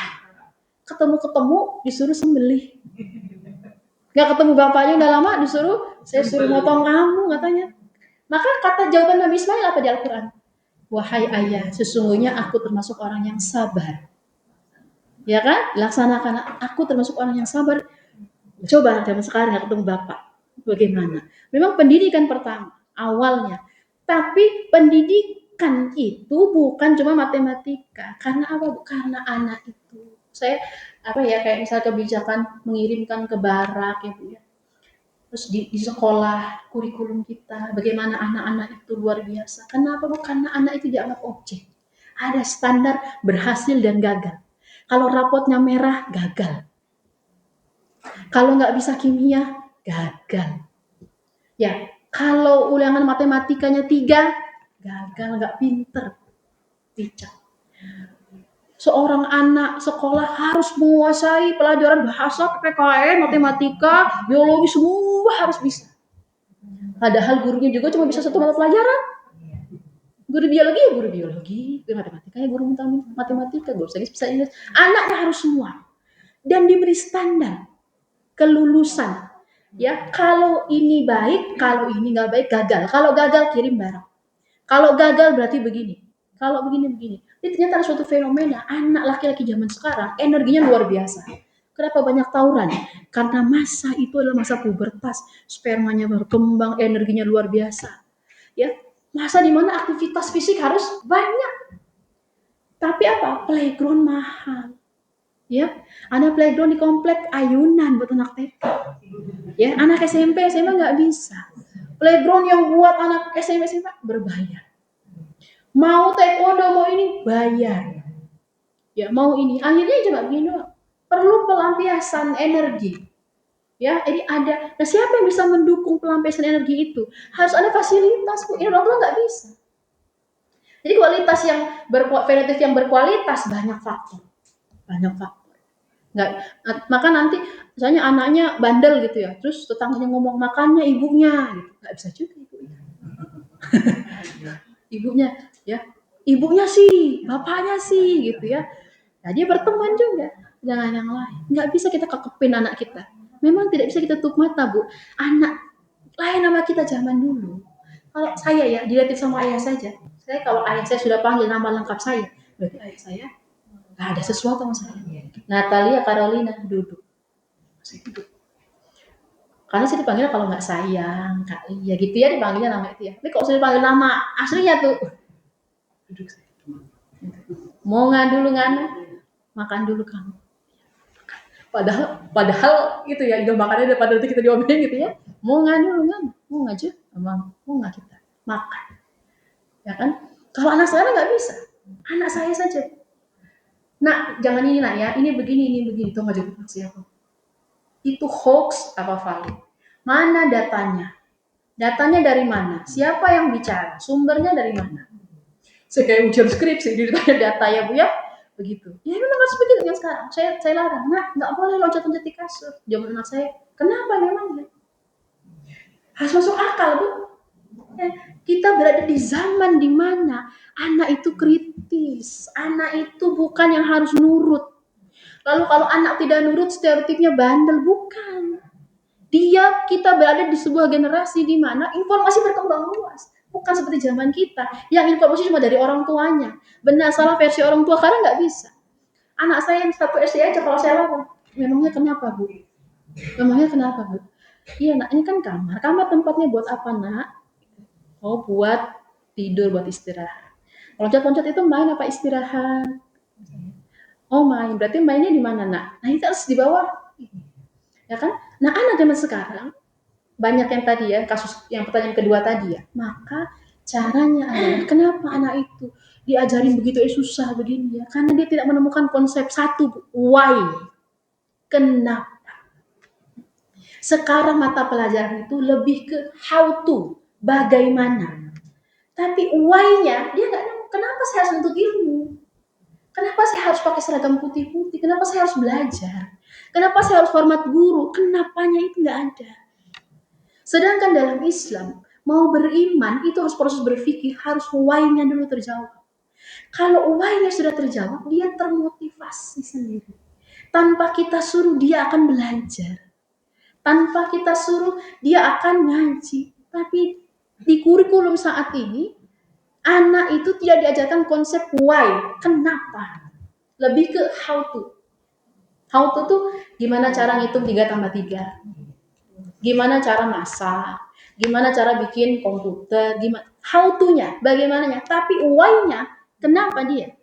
Saya waktu itu anak saya nggak mau sekolah. Kenapa nggak mau sekolah? Aku mau libur aja. Kenapa nak? Ada yang bandel di kelasnya, ada yang nakal. Enggak sih, kenapa? Ya aku mau sekolah aja. Mau sekolah aja. Ya. Saya bilang, oh kenapa mau libur dulu hari ini? Saya tanya. Yang merintahkan sekolah itu bukan ibu. Kan? Yang perintahkan menuntut ilmu bukan ibu. Yang perintahkan menuntut ilmu itu Allah. Kalau ibu sama ayah nggak ada di dunia ini, tetap harus menuntut ilmu. Jadi yang perintahkan Allah. Kenapa harus menutup aurat? Jadi dia tahu kenapa dia harus menutup aurat, kenapa dia harus sekolah. Why? Untuk saat anak saya melakukan sebuah kesalahan. Terus saya nggak bilang makanya gitu ya. Walaupun kadang juga suka begitu ya Bu ya, namanya mak-mak suka keceplosan. Suka ngomel juga namanya mak-mak, ibu-ibu pernah juga saya. Ya Bu ya, masa lempeng-lempeng aja. Ya. Terus suatu ketika ada kesalahan terus saya bilang gini ke anak saya dan ke murid-murid saya, ya, yang mau sekolah alam. Saya bilang begini, menurut kamu baik tidak itu? Jadi kita coba berpikir. Misalnya dia ngapain gitu ya, mukul temannya atau apa, baik tidak? Gitu ya. Enggak. Yang baik bagaimana? Nah, jadi kita coba berpikir. Jangan kita langsung kasih judgement. Ini mohon maaf saya bukan mengajari ibu-ibu, ini pengalaman saya. Pengalaman saya, mohon maaf ya ibu-ibu ya, ibu-ibu lebih pengalaman dari saya. Tapi memang saya dari SMA, SD, TK itu punya fitrah yang sama manusia itu, punya fitrah yang sama. Dan anak di kurikulum pendidikan sekarang, anak itu tidak diajarkan penuh cinta. Padahal mengajar anak-anak itu hasil bentukan, ya kan? Nah, kurikulum sekarang tidak, pokoknya dia katakan merasa, kita hari ini bab 1, besok kita ulangan bab 2, segala macam. Apakah begitu, Bu? Padahal dalam Islam tidak, dalam Islam tidak seperti itu. Dan tidak semua guru juga seperti itu. Makanya saya bilang, output pendidikan berkualitas itu bukan hanya dari anaknya yang cerdas aja, orang tuanya yang keren aja, atau gurunya yang ini saja, tapi sistemnya, lingkungannya. Ya, karena nanti kalau sistemnya bagus, ada orang yang mau melanggar, sudah bisa tertangani. Jadi dalam Islam, sistem hukum pendidikan dalam Islam itu menangani kejahatan, anak yang nakal dan segala macam itu seperti menangani kerikil di tengah jalan. Pas kita jalan ada kerikil. Gimana caranya, Bu? Ambil aja. Tapi sekarang karena tidak pakai sistem Islam, maka anaknya nakal, ya rumah tangga yang begini, ya kriminal segala macam seperti batu karang besar di tengah jalan. Satu selesai, ada lagi. Ini ada lagi. Satu pencabulan, ini kekerasan lagi. Ini begitu terus, ya Bu, karena sistemnya. Jadi ilmu Allahnya sudah ada, hukum syariatnya tidak ada, tapi belum diterapkan. Siapa yang menerapkannya, Bu? Ya kita. Ya Bu, masa hukum Allahnya jadi pajangan aja? Ya nanti kalau ada lain kesempatan baru nanti bisa saya ini kan dalil-dalil baik di Al-Quran tentang sistem ekonomi. Ternyata ada dalam Islam, sistem pendidikan ada, dalil-dalil Al-Qurannya ada semua. Ya, ada semua, tapi ternyata belum diterapkan. Ya. Terjawab nggak kira-kira ya Bu ya? Ya. Kalau trik tips Bu Eli lebih jago dari saya, lebih pengalaman dari saya. Ya, ya karena anak sekarang nggak bisa diam, duduk, dia nggak bisa Bu. Nggak bisa anak sekarang. Dia harus diajak berpikir. Anak itu harus ditemukan konsep why-nya dulu. Nanti kalau dia sudah ketemu why-nya, contohnya Ustadz Felix itu kan mu'alaf. Tapi sudah ketemu, kenapa dia harus menyembah Allah, udah ketemu. Coba pendeta suruh murtadkan Ustadz Felix. Karena sudah ketemu, kenapa saya harus menyembah Allah? Pertanyaan saya ke ibu, kenapa ibu menyembah Allah? Kenapa ibu menyembah Allah? Kenapa ibu pilih Islam? Islam ribet Bu, tutup aurat, sembahyangnya sehari 5 kali, nggak boleh ini nggak boleh itu, mending agama lain lebih enak. Kalau ada pertanyaan begitu, kenapa kita pilih Allah? Kenapa saya nyembah Allah? Kenapa saya pilih Islam? Nah, kenapa harus jawab? Ya karena orang tua saya Islam misalnya gitu. Bagaimana? Ya kenapanya itu, why-nya itu. Nah, ilmu, nah itu dapatnya di kajian-kajian ilmu itu. Nah, anak kita harus ketemu why-nya dulu. Why-nya anak kita itu yang paling mendasar apa, Bu? 3 tadi. Dari mana dia berasal? Mau ngapain dia di dunia ini? Dan akan kemana saya nanti? Kalau 3 pertanyaan ini jawabannya benar, hidupnya benar. Tapi kalau 3 pertanyaan ini jawabannya salah, ya salah. Saya ketemu Umi Yeni ikut saya yuk. Kata Umi Yeni kemana? Udah pokoknya ikut aja. Ya kemana tapi udah pokoknya ikut aja lah. Kemana kayak gitu. Jawabannya begitu. Kira-kira Umi Yeni mau ikut saya enggak? Enggak. Tapi dia bilang Umi Yeni ikut saya yuk. Ada harta karun gratis di sana ini loh. Pokoknya untuk kita semua nggak ada pajangan. Ayo kita ambil misalnya gitu ya. Itu jawabannya. Sama seorang anak ya, dia harus ketemu jawaban yang tepat. Jawabannya dari orang tuanya yang tepat. Harus dari orang tuanya dulu yang pertama kali. Ya, maka kecerdasan bahasa seorang ibu, seorang guru itu bisa menentukan juga langkah murid. Kalau kita bilang, kenapa ya kita menyembah Allah? Ya pokoknya gitulah. Menyembah Allah aja pokoknya yang benar deh itulah. Ya nggak bisa. Nggak bisa anak yang sekarang begitu. Dia harus merangkai kata dengan baik. Begitu kira-kira ada terjawab tidak ya ibu ya? Terjawab kira-kira. Apa saya yang kurang nyambung untuk pertanyaannya? Cukup insya Allah ya. Oh iya.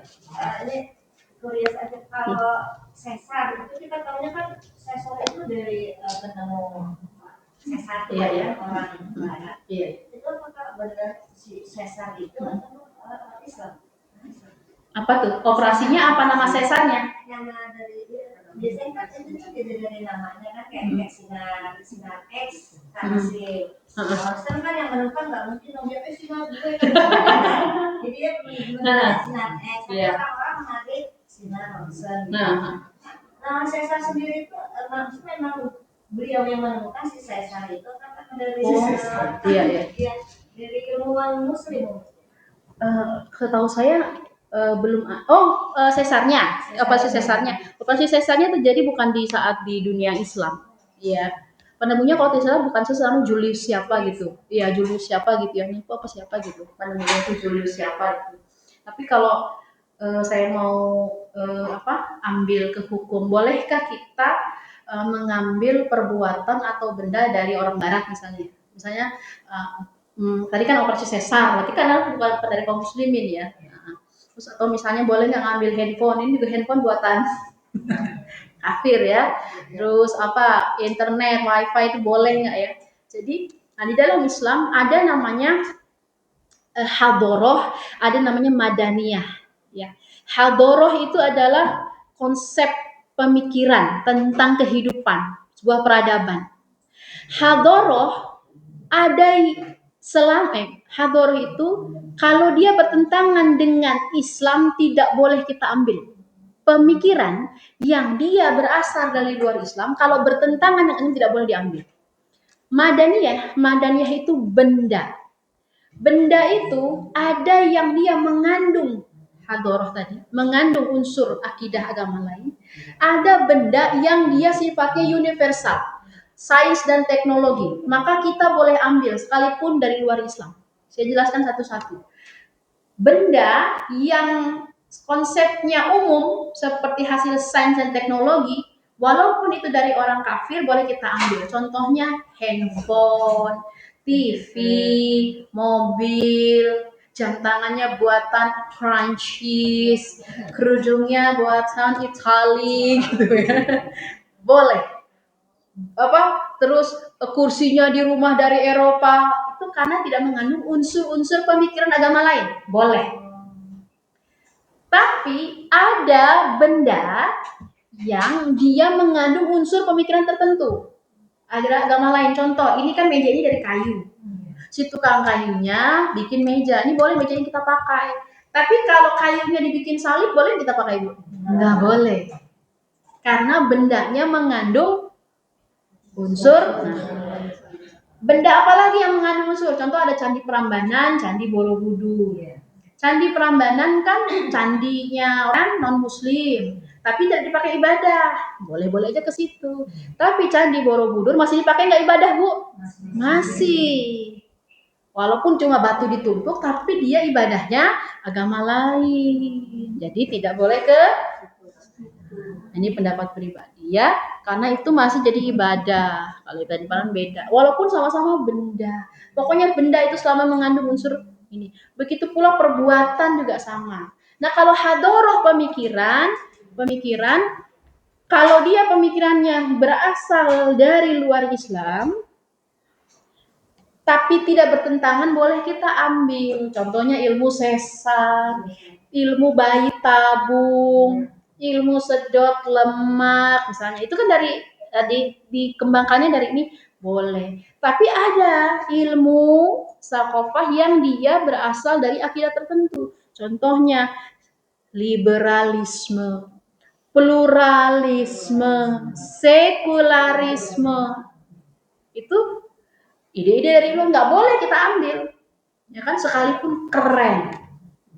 Feminisme, sistem ekonomi, karena BSD ekonomi Islam, ya kan, beda. Jadi nanti ada perbuatan-perbuatan, ada benda-benda, kita sudah tahu formulanya, mana yang bisa kita ambil, mana yang tidak.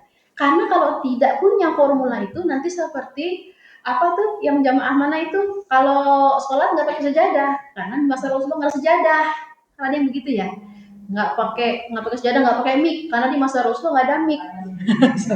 Nah, begitu, ya kan? Nah, itu di benda-benda, perbuatan-perbuatan mana, ya, mana yang boleh kita ambil, mana yang tidak. Pokoknya intinya satu, selama tidak bertentangan dengan syariat, boleh. Maka dari mana kita tahu bertentangan apa tidak dengan syariat? Maka ngaji, mencari ilmu, Setiap perbuatan pasti ada hukumnya, ya kan, Bu? Begitu. Sejadah boleh. Boleh. Yang penting sejadahnya nggak ada gambar ya, nggak ada gambar artis. Ya begitu. Pokoknya selama tidak bertentangan, ya kan, banyak. Ya, oleh-oleh dari Singapura gitu ya, teman kita dari Dubai gitu ya, boleh. Begitu. Boleh. Termasuk sekarang ada boykot dan segala macamnya, Bu, barang-barang. Ya, selama tidak ada unsur keharaman, sebenarnya mubah-mubah saja. Iya. Nah, kecuali kita berkomitmen saya ingin boykot, ya, karena saya ingin membela saudara saya di Palestina, ya. Termasuk saya juga sudah lama tidak memakai produk-produk yang terafiliasi dengan Israel gitu ya. Karena kezoliman yang ada di Palestina itu sudah di luar nalar. Yang kita lihat di medsos itu cuma 10%. 90% itu sadis, sedih, apa, luar biasa. Ya, enggak, ya, tidak terbayangkan oleh kita ya, Bu.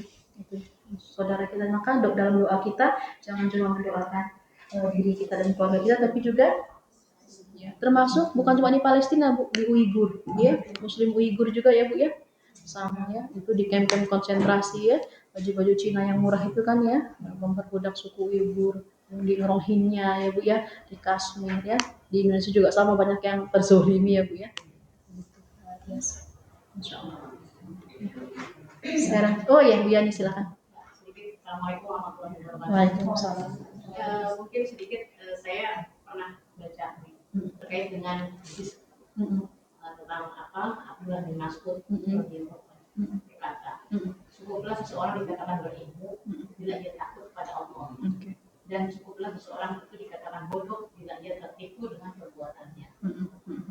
Yang jadi pertanyaan, fenomena yang sekarang kan terjadi, orang-orang yang berilmu itu tidak taat kepada Allah. Ya. Betul. Nah, kaitan dengan hadis ini, apakah dia juga seseorang yang berilmu ketika dia tidak taat dengan Allah? Islam ya katakan itu. Terus dia bodoh dengan perbuatannya.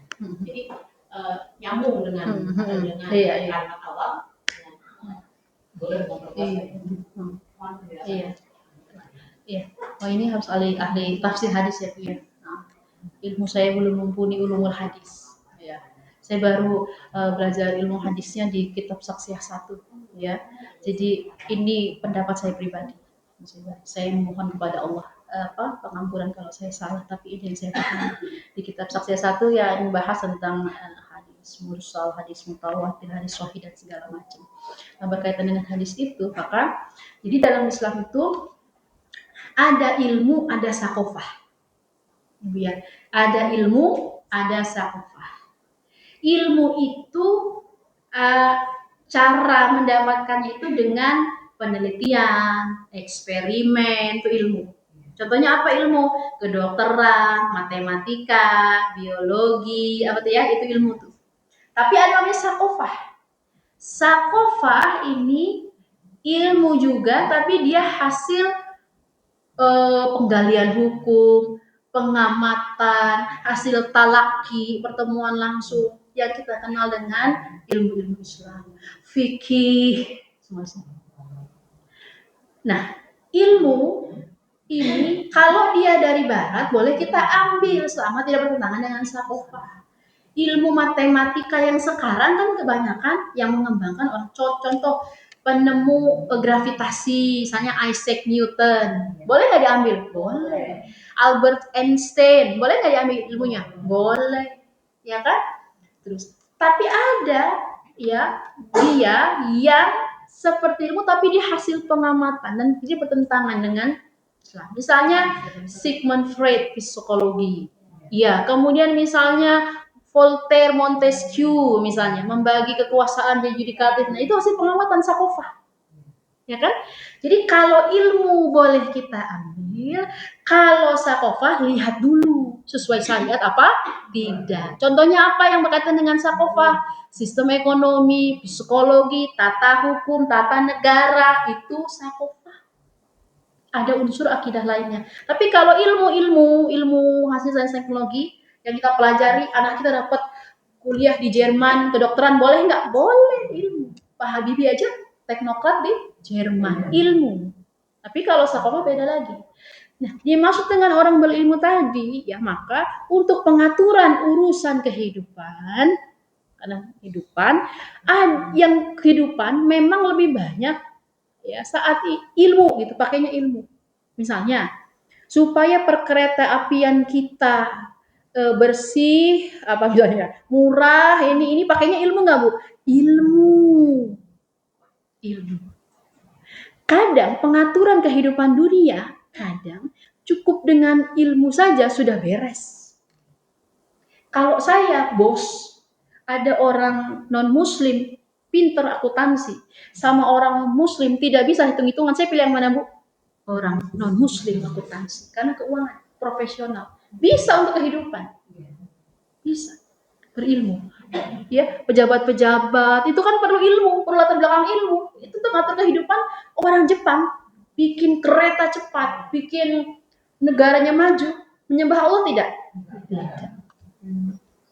Ilmu dunia. Tapi dalam Islam, seorang dalam kehidupannya nggak boleh cuma sebatas ilmu saja. Karena nanti dia jatuhnya cuma ilmu dunia, jadi bodoh nanti. Jadi fisiknya, infrastrukturnya maju, negara-negara Eropa, Jepang, infrastrukturnya maju, tapi LGBT banyak, bunuh diri tinggi, pornografi tinggi. Nah itu bodoh dengan perbuatannya bisa jadi seakan-akan. Ya, karena bodoh itu kan jahil. Ya, jahil itu jahiliyah. Ya, bukan berarti orang jahil, orang bodoh itu nggak bisa matematika, bukan. Yang dimaksud dengan bodoh atau jahil itu ilmu agama, ilmu sakofah tadi. Maka akan kita temui para pejabat, para penguasa, latar belakang ilmunya, keilmuannya luar biasa. Nggak bisa juga kita kalau dia ilmu keduniaan juga belum tentu kita bisa, tapi tidak sebatas itu. Ya kan? Maka nanti orang-orang yang jauh ilmu dunianya, maka ya perbuatannya seakan-akan baik, padahal tidak. Dia mengeluarkan kebijakan misalnya pajak, ya pajak dengan keilmuan ekonomi yang dimiliki dikeluarkan pajak, seakan-akan perbuatannya benar karena menurut sistem ekonomi sekarang. Tapi benar nggak sesuai dengan Islam? Pajak tidak sesuai dalam Islam, nggak ada begitu pajak, ya kan? Jadi seolah-olah perbuatannya benar, padahal kalau dari si ilmu, padahal dalam Islam itu tidak ada misalnya. Ya, jadi memang ilmu yang dimaksud adalah sakofah Islam, sakofah Islam. Ya, kalau ilmu hanya ilmu dunia, maka orang bisa menguasai dunia, bisa menguasai apapun. Tapi mohon maaf, perbuatannya belum tentu benar. Ya bodoh dalam arti perbuatan, ya kan tidak ada ilmu agamanya, jahil bodoh ya menurut kita. Ya, makanya kalau kita ke Eropa atau ke Jepang melihat keteraturan, orang Jepang itu kena tsunami, ngantrinya tertib nggak kayak kita, Bu. Jangan nggak ada tsunami aja, sembako aja bisa injek-injek. Wah, Jepang udah tsunami, udah rumah roboh, udah gempa bumi, ngantrinya tertib banget, nggak pakai agama, nggak pakai agama, ya kan? Tapi apakah perbuatan itu dibenarkan tidak pakai agama? Tidak. Nah, gitu. Tidak. Maka perbuatan itu tadi, ihsanul amal tadi ya harus pakai syariat. Jadi mungkin bodoh yang dimaksud tadi perbuatannya karena tidak pakai standar benar salah Islam. Dan itu kita temukan hari ini. Kebijakan-kebijakan yang berbasis ilmu tapi tidak dikaitkan dengan syariat. Ya, contohnya tadi kan bikin sistem pendidikan ya pakai basis ilmu pendidikan tapi nggak dikaitkan dengan sakofah Islam, dengan sistem pendidikan Islam, nggak bisa. Akhirnya outputnya apa, Bu? Anak-anaknya seperti itu, guru-gurunya seperti itu, ya kan?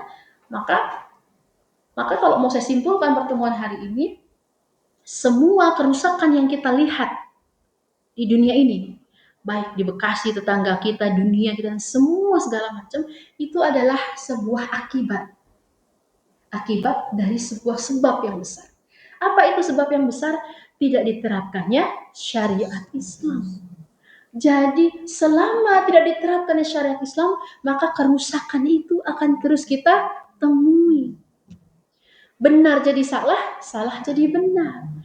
Maka kita akan dipimpin dengan orang yang begitu, begini, masyarakat begitu, karena tidak terapkan sistem syariat. Karena Islam itu adalah bukan sebatas agama ritual, tapi Islam itu mengatur juga seluruh aspek kehidupan. Ketika Islam mengatur seluruh aspek kehidupan, tidak mengenal batas akidah.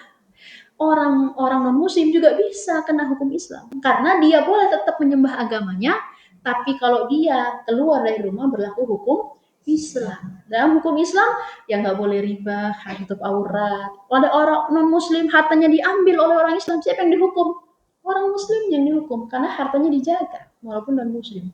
Jadi selama tidak pakai hukum syariat Islam, ya kita akan terus menemui seperti ini. Maka kita harus ya mengkaji Islam sistem kehidupan, lalu kita terapkan dan mengajak teman-teman yang lain juga. Insya Allah seperti itu. Wallahu a'lam bishawab. Mohon maaf lahir batin atas segala kesalahan. Ya, hadza min fadli rabbih. Semua atas karunia Allah ya Bu. Saya akhiri. Mari saya langsung tutup apa gimana Umi? Tutup dengan istighfar, doa akhir majelis dan hamdalah. Astagfirullahalazim. Subhanaka Allahumma wa bihamdika asyhadu alla ilaha illa anta astaghfiruka wa atubu ilaik. Walhamdulillahirabbil alamin. Wassalamualaikum warahmatullahi wabarakatuh.